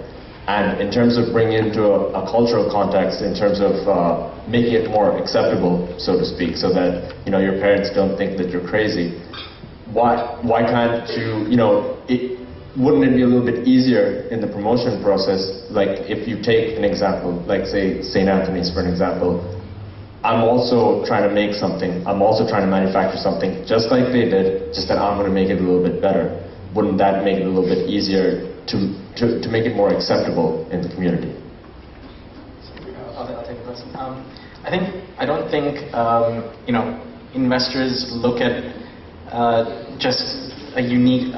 Yes, most of the time people look at a unique idea, but if you're saying you're manufacturing something, but you're manufacturing and your business model is unique, or you've changed some part of the business model, then it's probable that investors will probably look at you and say, okay, that is definitely fundable, and that's, we can take it to the next level. Also, if you're executing really well and your business model is just perfect, I think investors will look at it and definitely say this is something we can fund. It's something we can fund. And also, they need to sustain with the ownership.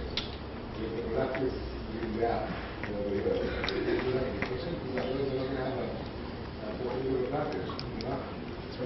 And honestly, from my experience, I've been involved in startups for the last 4 years or so, kind of talking through people that have ideas and mentoring. Very candidly, actually, everyone is trying to do what you just mentioned.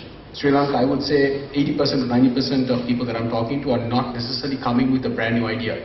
In fact, if you take even the MIT to venture engine, a lot of the times these are about trying to rehash an existing idea. In some cases, that's good. They're trying to localize it. They're trying to bring in something. I think there's a lot of low-hanging fruit, if you like, that we can take advantage of, where it's been done, it's been innovated already. You just need to localize it and bring it into the country. And I completely agree with you. But I disagree with the fact that in forums or investors are necessarily looking for a brand new way of doing it, virtual. So the thing is, I hate the word idea, and I know we've been using it a lot, but it implies that we're thinking of a lot of. Okay, so let me take a step back. I would think about your ideas in needs. Okay, in needs, meaning what are your customer needs? And those change over time, right? So like if you're thinking about transportation, my need is I need to move from point A to point B faster, right? And it used to be trains, then it used to be cars, then it used to be planes, and now you have Hyperloop. I don't know if any of you guys know what that is, but Elon Musk has Hyperloop. So it's always the same need, and in theory the idea is making a car, a device that moves you from point A to point B faster. But it is, each idea is an order, in my opinion, an order of magnitude better than the last idea. And so I think it's okay to solve the same needs better, but I think the opportunity comes if you are solving it an order of magnitude better. I don't know if that answered the question, but I also wanted to just talk about my idea. Fair enough. Question there. Can someone get the... Actually, quite contrary to what he was trying to say, I was going to ask that question because we are actually trying to promote 1,000 startups, whereas we are not actually talking about innovation and entrepreneurship. I think it should go hand in hand, really. Because do we want every Tom, Dick and Harry of our country to become an entrepreneur? Can we sustain something like that, right? So I think that's the key question. I mean, even our domestics would try to become an entrepreneur, start their own business, which is really good. Thinking in a different manner, like while working in one place, go and work in another place, start your own business kind of thing. But don't we need to have that niche thing? At least the business model needs to be different, right? I mean, that is something that we need to promote, innovation and entrepreneurship or something niche that comes out of things. But if every Tom, Dick and Harry turns out to be an entrepreneur, can Sri Lanka sustain ecosystem like that? I mean, is that what we want to promote, or we want to promote that one or two startups which actually gives a very high value addition to the country? So I think the key word here is lifestyle business versus a scalable business. So most businesses that people start are lifestyle businesses, meaning to say they probably won't be funded ever because they won't return 10x the initial value in a few years because they don't expect to grow. So your services business, your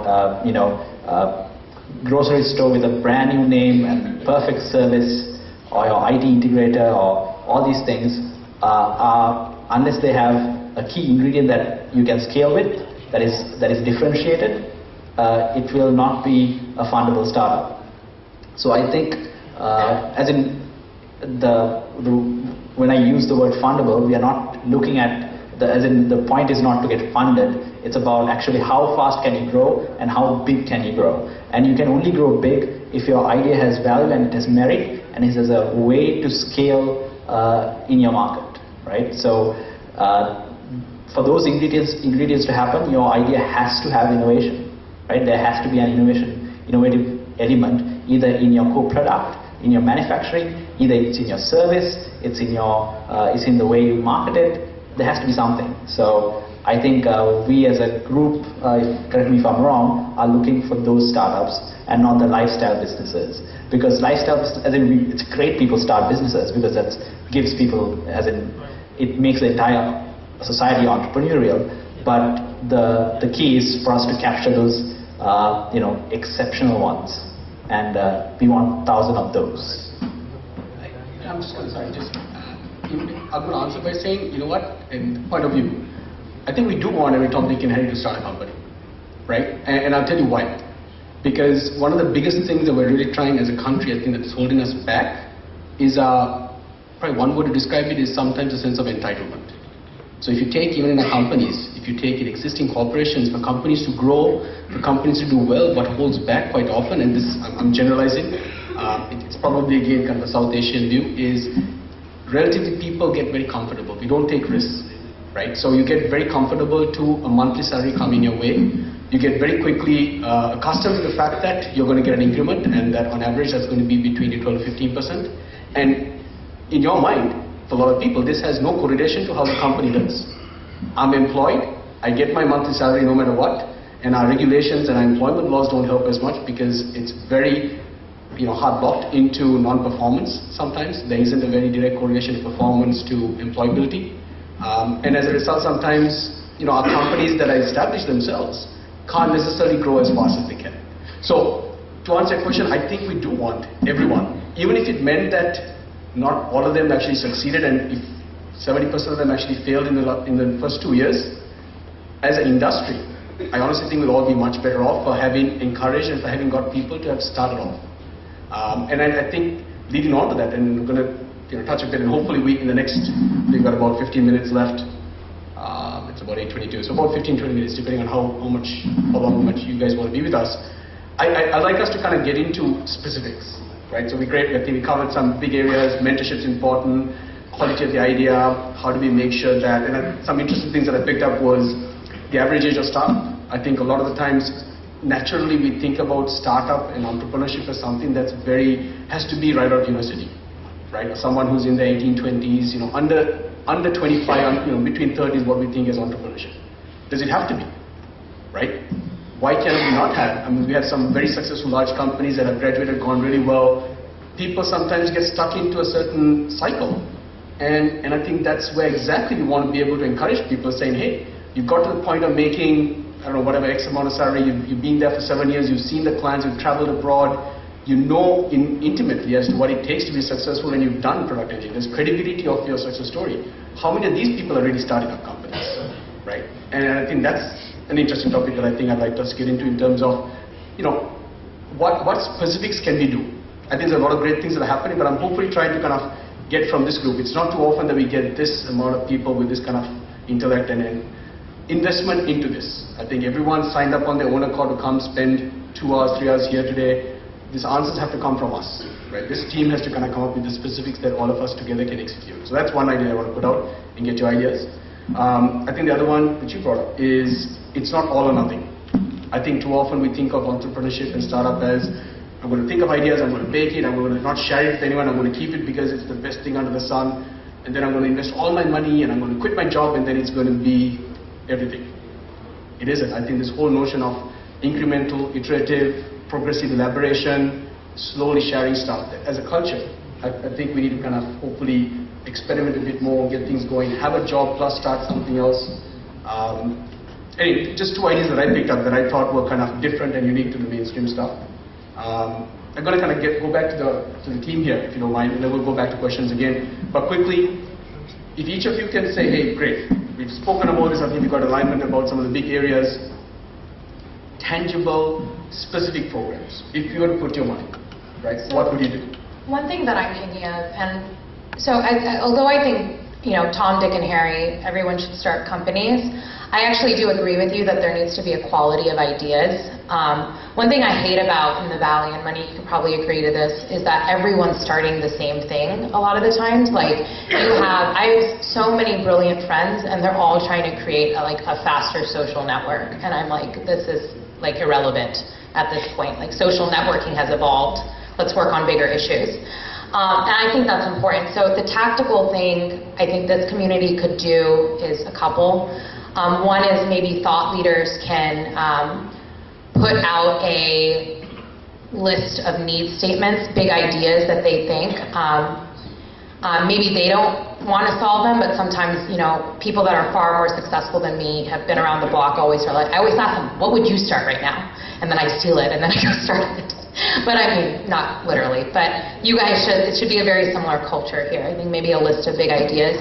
Another thing is, I know that you guys do competitions, and I'm not exactly sure how Venture Engine was, but what could be interesting, and I think Startup Weekend's been here before, correct?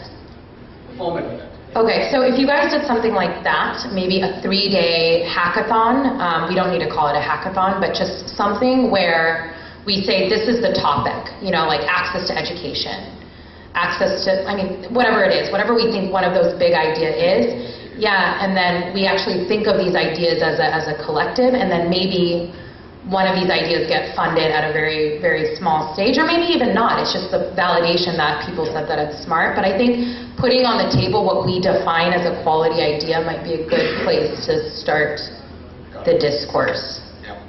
And I think the big takeaway for me is that, and I like this idea that some of the big ideas and the things to solve, what really matters, doesn't have to be the same person who has the idea, doesn't have to be the same person that actually goes and starts it up.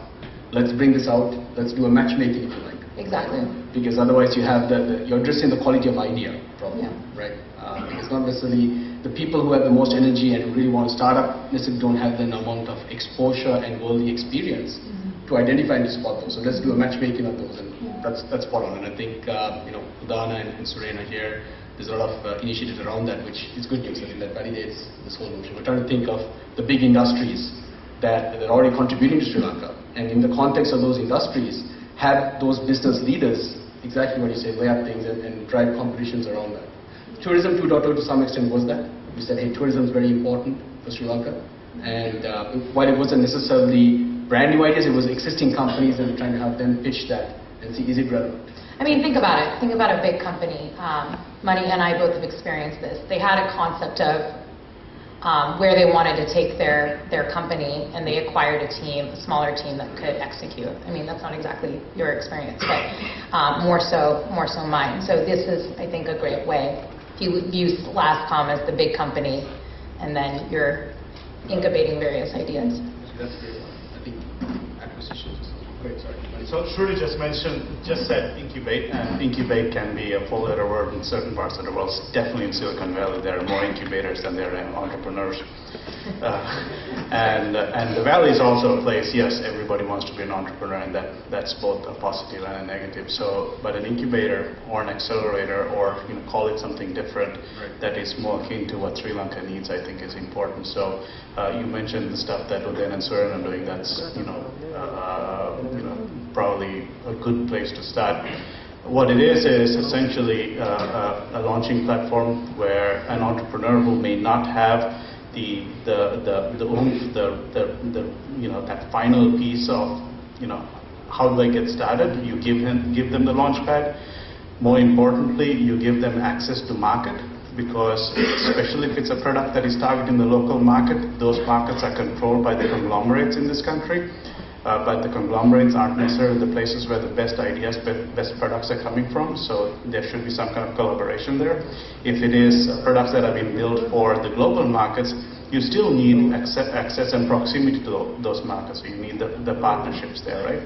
And capital, right? So the first step in starting this is there has to be some kind of a selection criteria, right? Starting with what Shruti said. What are here are some samplings of big problems that entrepreneurs should think of solving, followed by a very, structured process of just like getting selected into a college or a job, as to say, okay, how do we structure a good idea, a good team, to see if it's something that's going to work. Fantastic. Actually, just to the point, I mean, something that amazed me was in McMaster's, Halifax in Canada. They have a whole entrepreneurship MBA program which is structured exactly around that. So the way to get into the MBA program is either you need to come to the table with a business idea that you're going to materialize in the 2 years, or there are professors from the university who have patents and ideas that they have no interest or ability to commercialize, but they do a matchmaking. And that's the whole selection process, to your point. But yeah, great. Chandri? So I think I agree with them. An incubator or an accelerator would be great to have. And along with that, also I think the media can do a big role here in terms of promoting entrepreneurs and promoting startups, and also I'm quite bullish on looking for big ideas, because most companies, most technology companies in Sri Lanka, in SLASSCOM, have products themselves, but these products are sold as product plus service sort of model. But I think more companies, as in if people really think about how can they get out of that and really scale those businesses, and as in it all starts with thinking big.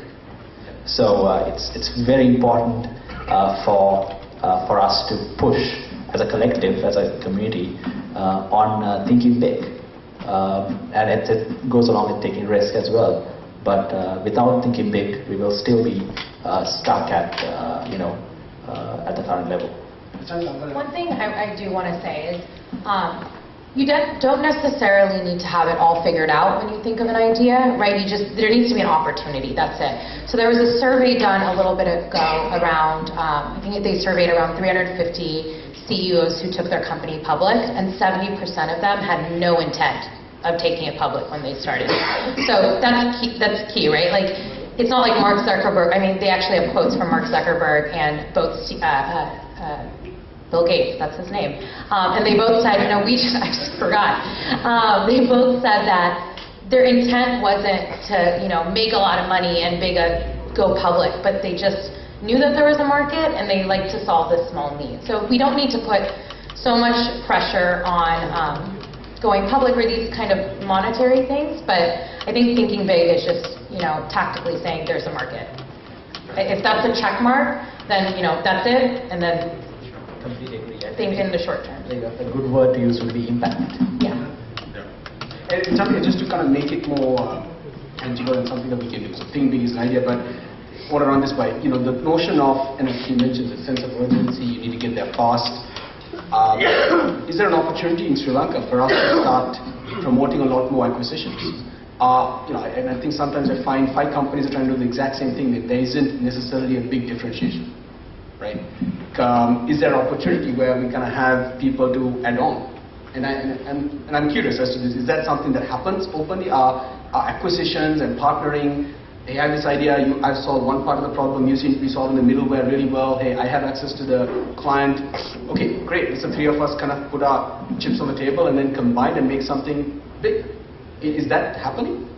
It's not happening enough, as I know, but it all starts with meeting. So we need to get people to meet a lot. Coffee and drinks. I also think there's a cultural shift. So one thing I realized in Sri Lankan and Indian companies is that people don't value their team enough, founders don't, and I see this in terms of compensation packages. The founder tends to hoard a lot of wealth, and then the employee packages are something like 6-year vesting cycles, and then there's like some progressive equity attainment, like you get 5% the first year, and then 100% by the 10th year. Like, that's an exaggeration, but a 6th year. And then if you leave, if you leave before an exit, you don't get any money. Like, it's just these crazy terms, and I think that can be translated to kind of what you said, which is that like people tend to think.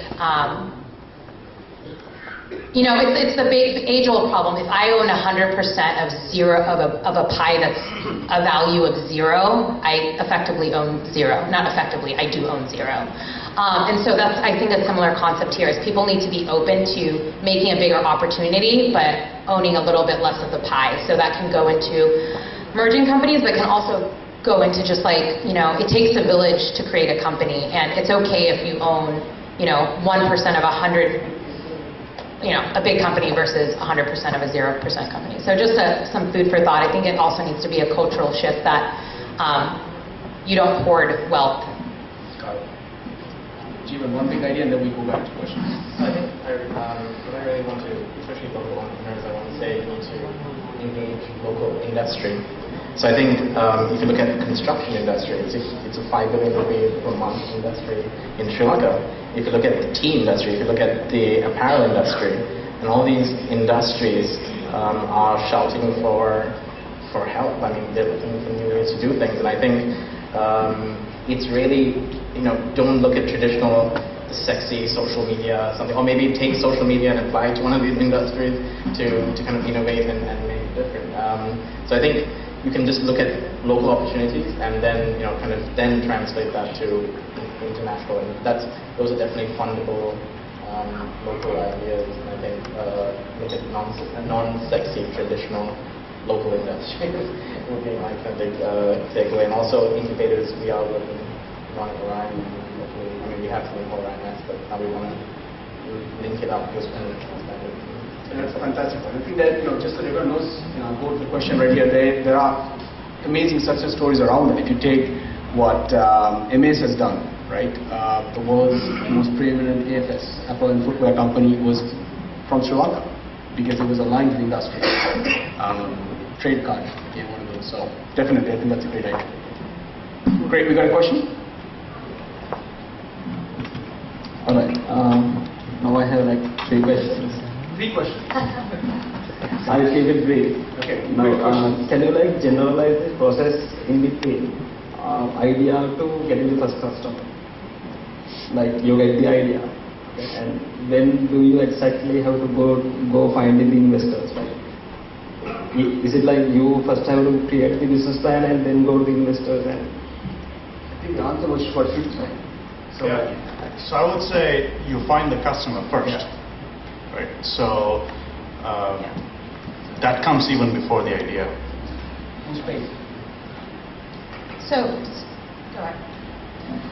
So I think you had two questions. One was, when do you find the customer? And the second was, when do you find an investor? Were those the two questions, or was it just customer? Yeah, like from idea to getting the first customer.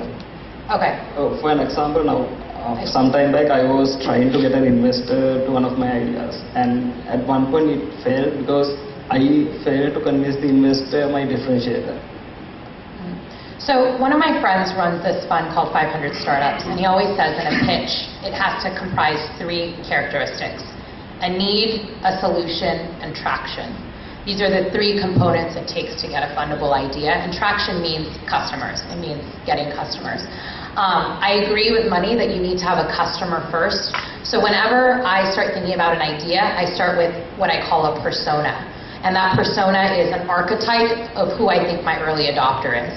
And then from there, I think about all those early adopters and what their needs are. And sometimes they're actually not as linear. It's actually more, happening at the same time. And then what you do is you test a bunch of ideas and see who bites. Like if your customers bite. Like I said, you can sell an idea without actually ever building a product. And you should focus more. I think someone said this earlier, but Steve Blank, a professor of mine, said, a startup, the definition of a startup is a search for a scalable business model. And so that's exactly what it is, right? Like you start with it's a search, and you start with your customer. The other thing is, if you find a customer, that doesn't necessarily mean that you have a business model. So you need to make sure the economics work as well. So I encourage you thinking about a small group of customers where you prove that, if I spend X dollars, my cost per acquisition is Y.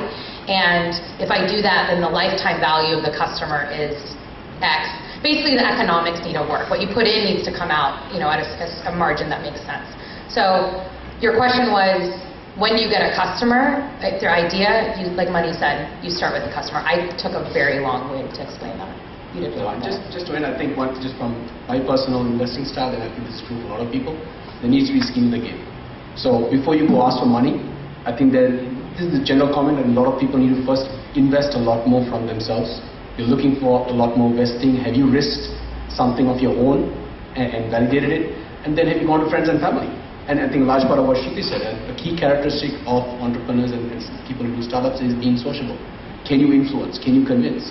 And if you look at a person and say, hey, within your first circle of friends and your influences, if you haven't been able to get someone very close to you on board on this idea, why would I, who have meeting you for the first time, want to put my money in you, right? So, and it's fine. It could be just a small amount.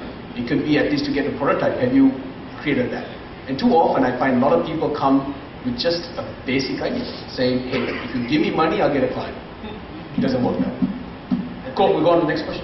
Real quick on that. I think we can also look at ideas in terms of whether it's business to business B2B or B2C. Sometimes the B2B business is very easy to kind of talk to your customer immediately. You can go to the organization and say, look, what do you think if I do this, right? But B2C is a bit more difficult in the sense that you probably have to kind of maybe launch like as Shruti said, an iterative process where you have a launch page and they come in and say yes, we're interested in it, and then you take kind of the survey.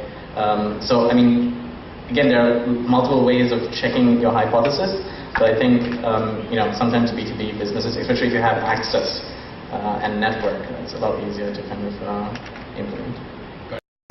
So Shahan, sorry, I missed your question. Shabir and then Dr. Questions lined up. Okay, so I commend SLASSCOM on this 1,000 entrepreneurs initiative. I just want to give some feedback in terms of maybe something that's probably that would help you get to that point. Because I'm not too sure if you guys are aware that the very companies that are part of SLASSCOM,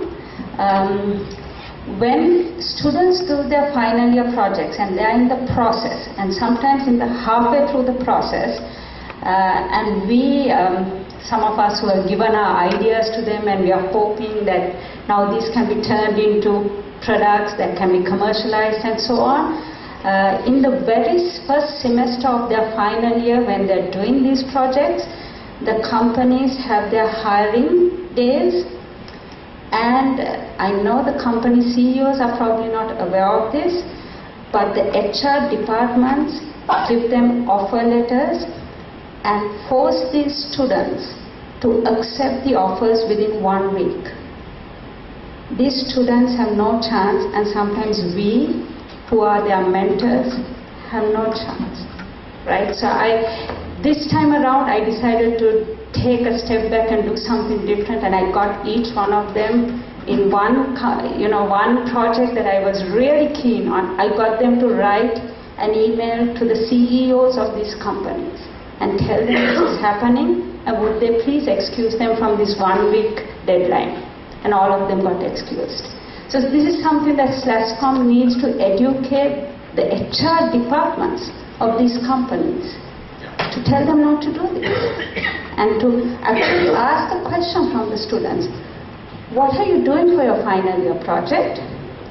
Is it commercializable? Are you interested? And if they are interested, if they say that, to kind of bring it up, bubble it up, so that we find these young entrepreneurs with ideas.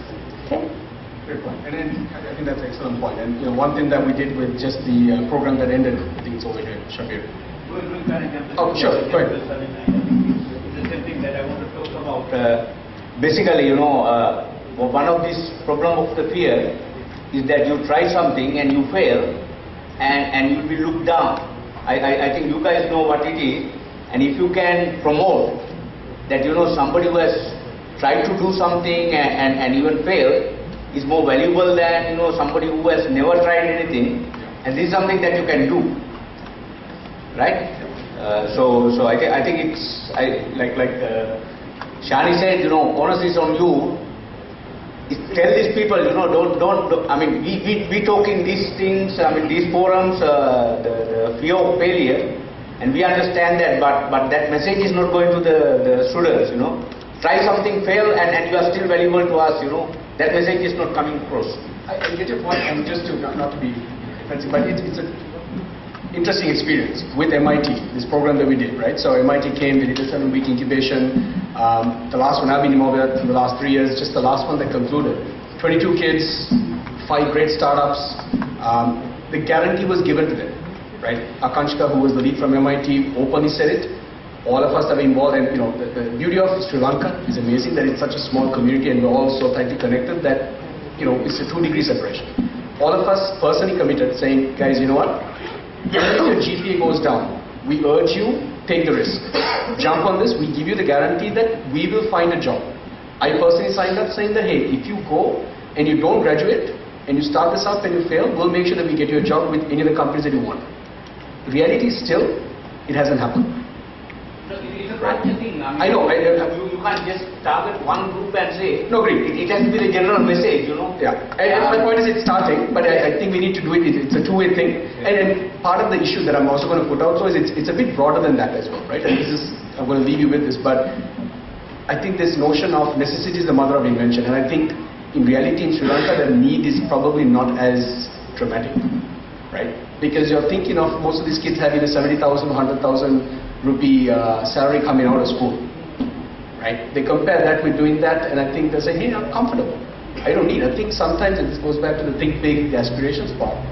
People are not incented enough. They have the lifestyle wanting to kind of go on things. Anyway, it's a larger conversation. But point taken. No, I mean, I know Pragit made an offer to these students saying, okay, you can have the same salary that you get in a company and work on this idea, and they still said no because of the fear of failure.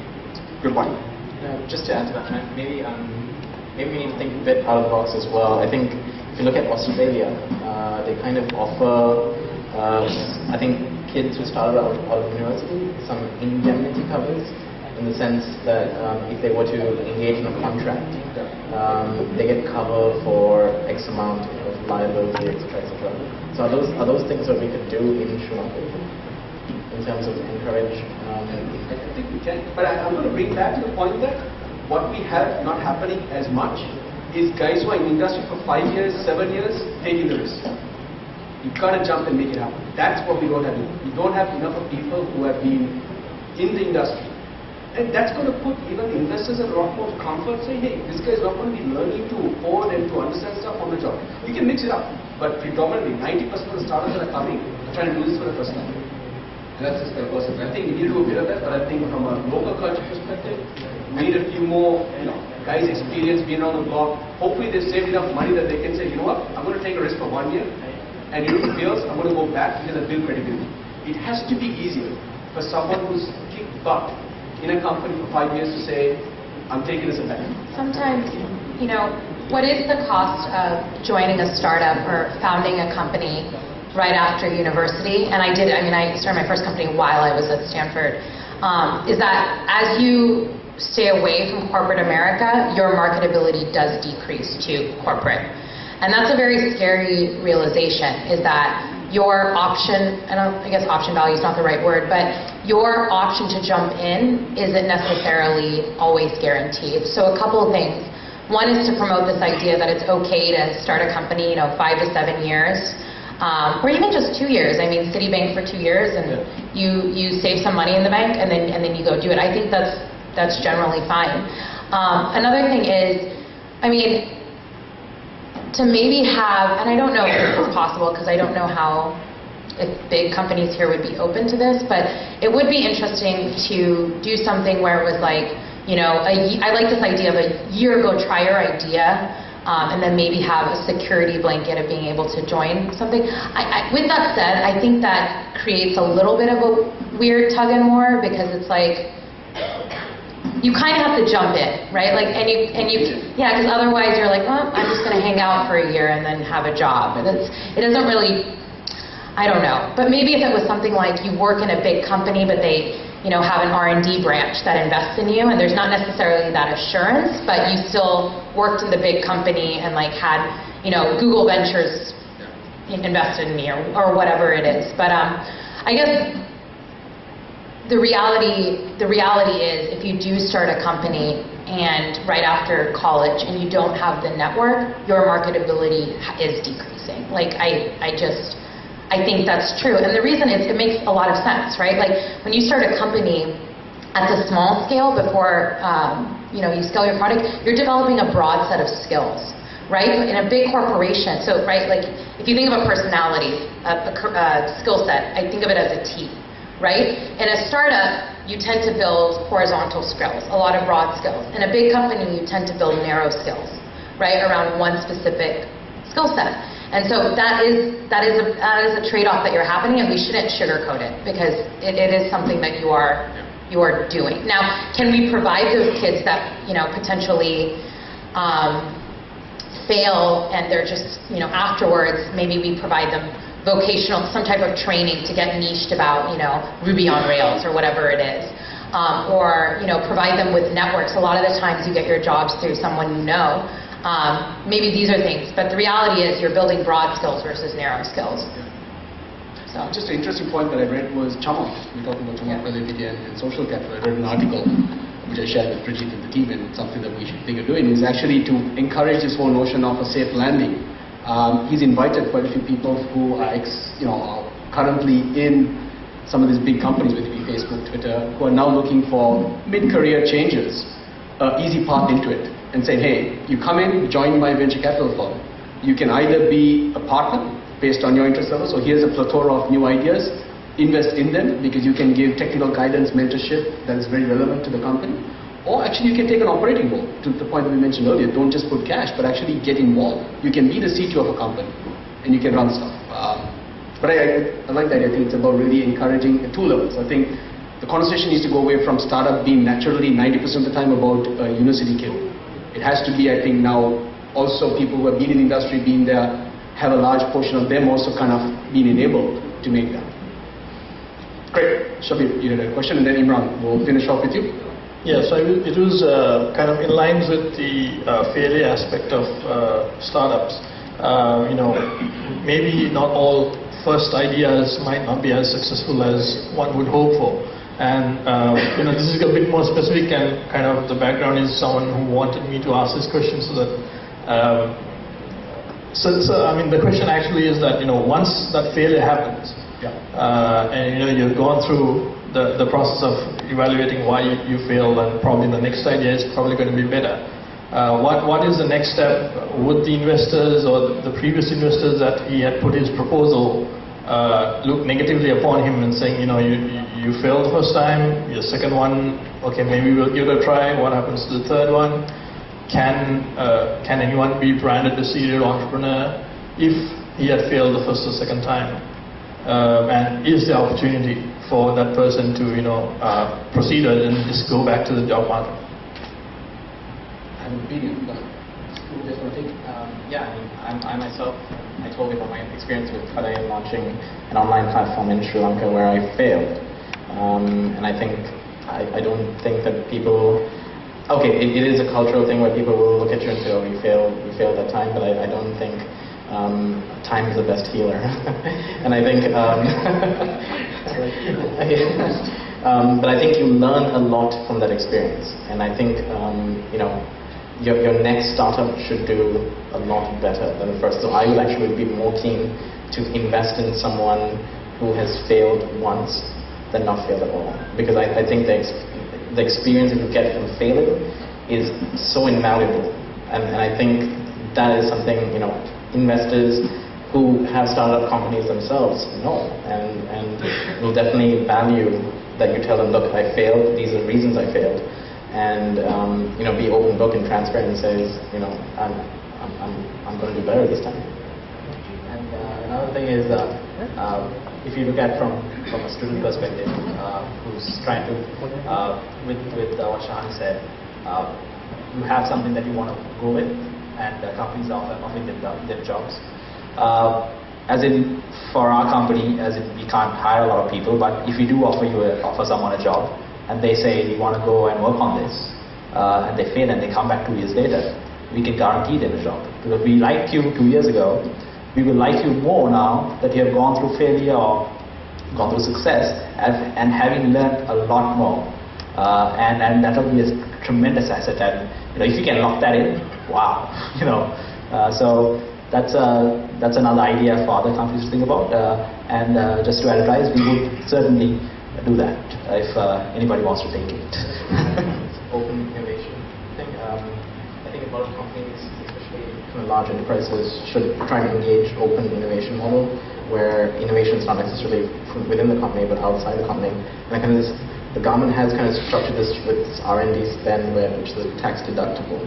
But maybe SLASSCOM needs to do a better job of saying, okay, it's not only these entities like nanotech park, etc., but maybe other entities as well where an organization so that's maybe something that SLASSCOM will try and look at through getting tax deductibles for R&D. Guys, we're approaching 9 o'clock. Shall we give you just a lot? This question. Right there. Hello, I'm Aslan Najibuddin. I run a small web design company called FunQ, and thank you very much for everyone to be here and especially the organization of this beautiful event.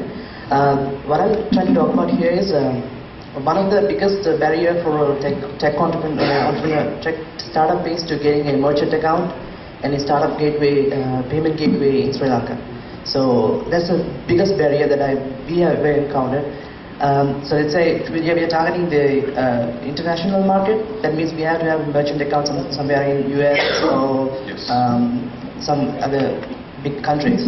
But if you're targeting the local market, and if you talk to bank, they represent around $4.5 million in the bank to give a payment gateway. So I think if we can set up something like a very simple thing like the strip or Gumroad, something like that, if we can set it up in Sri Lanka, and we can easily approach that 1,000 startup mark very easily. Thank you. Okay. I agree. Point taken. Yeah. There are some, we'll go into detail, there are some developments happening, but I think it's definitely a role. I came across this myself directly, and I think it's asinine that there is no way to collect payment. And I came here for a couple of reasons this week, and one of the reasons I'm here is specifically to address that, and there absolutely has to be a payment gateway. So we'll work on it ourselves as a business. There are a couple of options right now. ALK, I think a couple of guys starting something as well. And I think PayPal eventually will come to Sri Lanka. There's discussion. Cool. Sorry, thank you. Just to wrap up a couple of things. Number one, about the update on the payment gateway, let me tell you what ICT have told me. In the next 2 to 3 months, you should see it happen. The only reason why it has not happened is because companies like PayPal, they have a small problem in terms of collecting, they're not very sure about collecting the money from the people who are emitting it in the first place. Which shouldn't be an issue. I mean, we are talking about people who have PayPal accounts. So I think that's being sorted out. In the next 2 to 3 months, you will hear something very positive on that. That's number one. The second issue is about what Jeevan talked about, this 300% R&D tax credit that you get for research. It's not that we haven't told people. It's simply this: for most export companies in the IT BPO sector, the taxation rate is anyway close to zero. Okay, because if you go to BOI, you can get something like a very good. So when you have a zero tax rate, a further 300% tax, whatever on that doesn't really make sense. So even it's not that people are not using it. It's just that that's not the incentive that's going to work for the tech sector. Maybe it would for something like apparel or something else that pays tax. So in our sector, if you're export company, your tax rate effectively, if you play it right, could be zero. So that's why it's not that people are not aware of it, or we are not making them aware of it. They are aware of it, but the tax consultant tells them you're not paying much tax anyway as an exporter, so it doesn't help with. Before we wrap up, I just want to ask one question, which is about crowdsourcing and funding for that. If you can give us a bit more information on the whole ecosystem, because I know a lot of people here want to source some funding for their startup idea from overseas.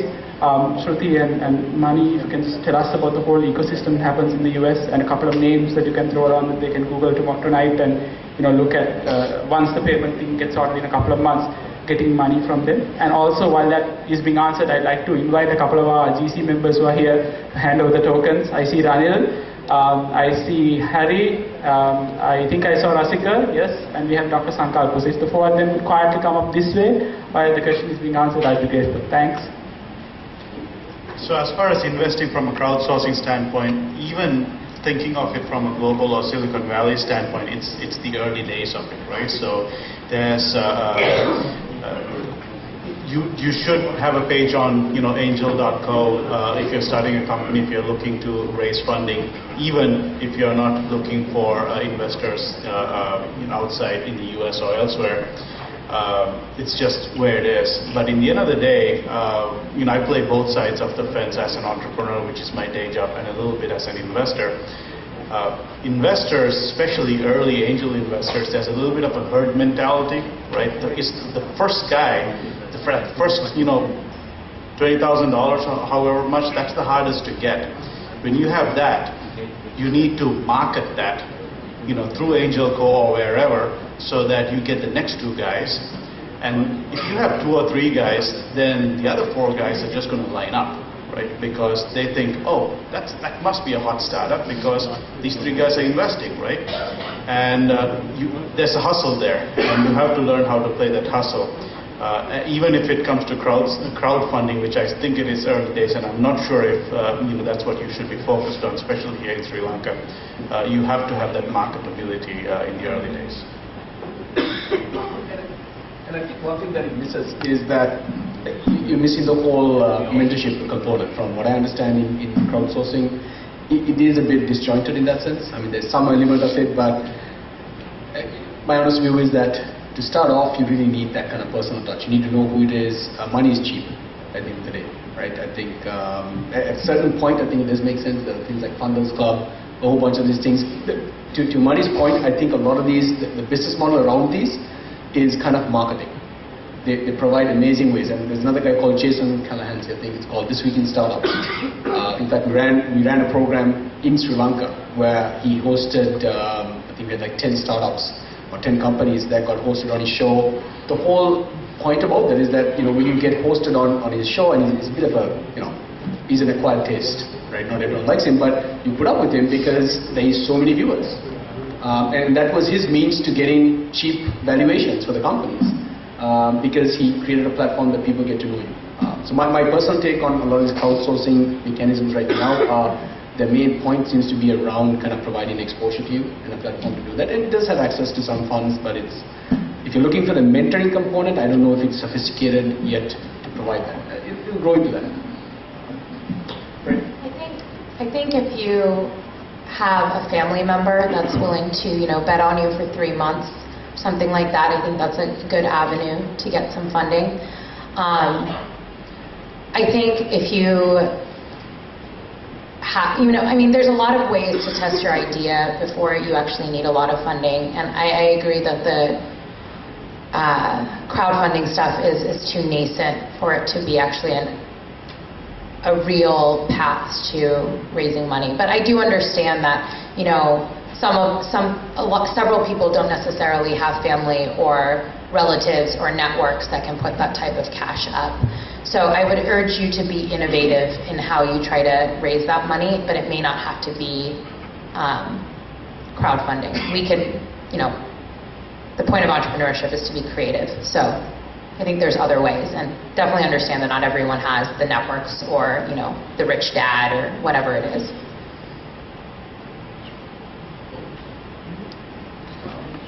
Thanks to all of you. Let me ask each of our GC members. Rasika, would you start with your boss, Mani?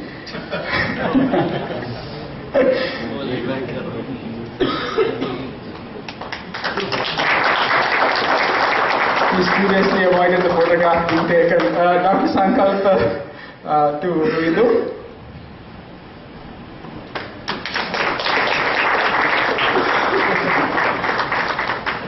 Ranil to Chandika. Imran, you don't need to tell me.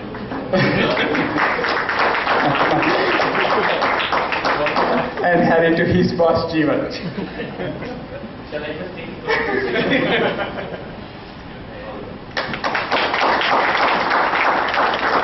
Last but not least, we have something for Shruti, and I'd like to invite Professor Gihan Dias, who is here. Professor Dias is very well known, so I'm not going to introduce him. Just to tell those who don't, he was just inducted into the Internet Hall of Fame and runs the Lankan domain registry as well. Dr. Dias.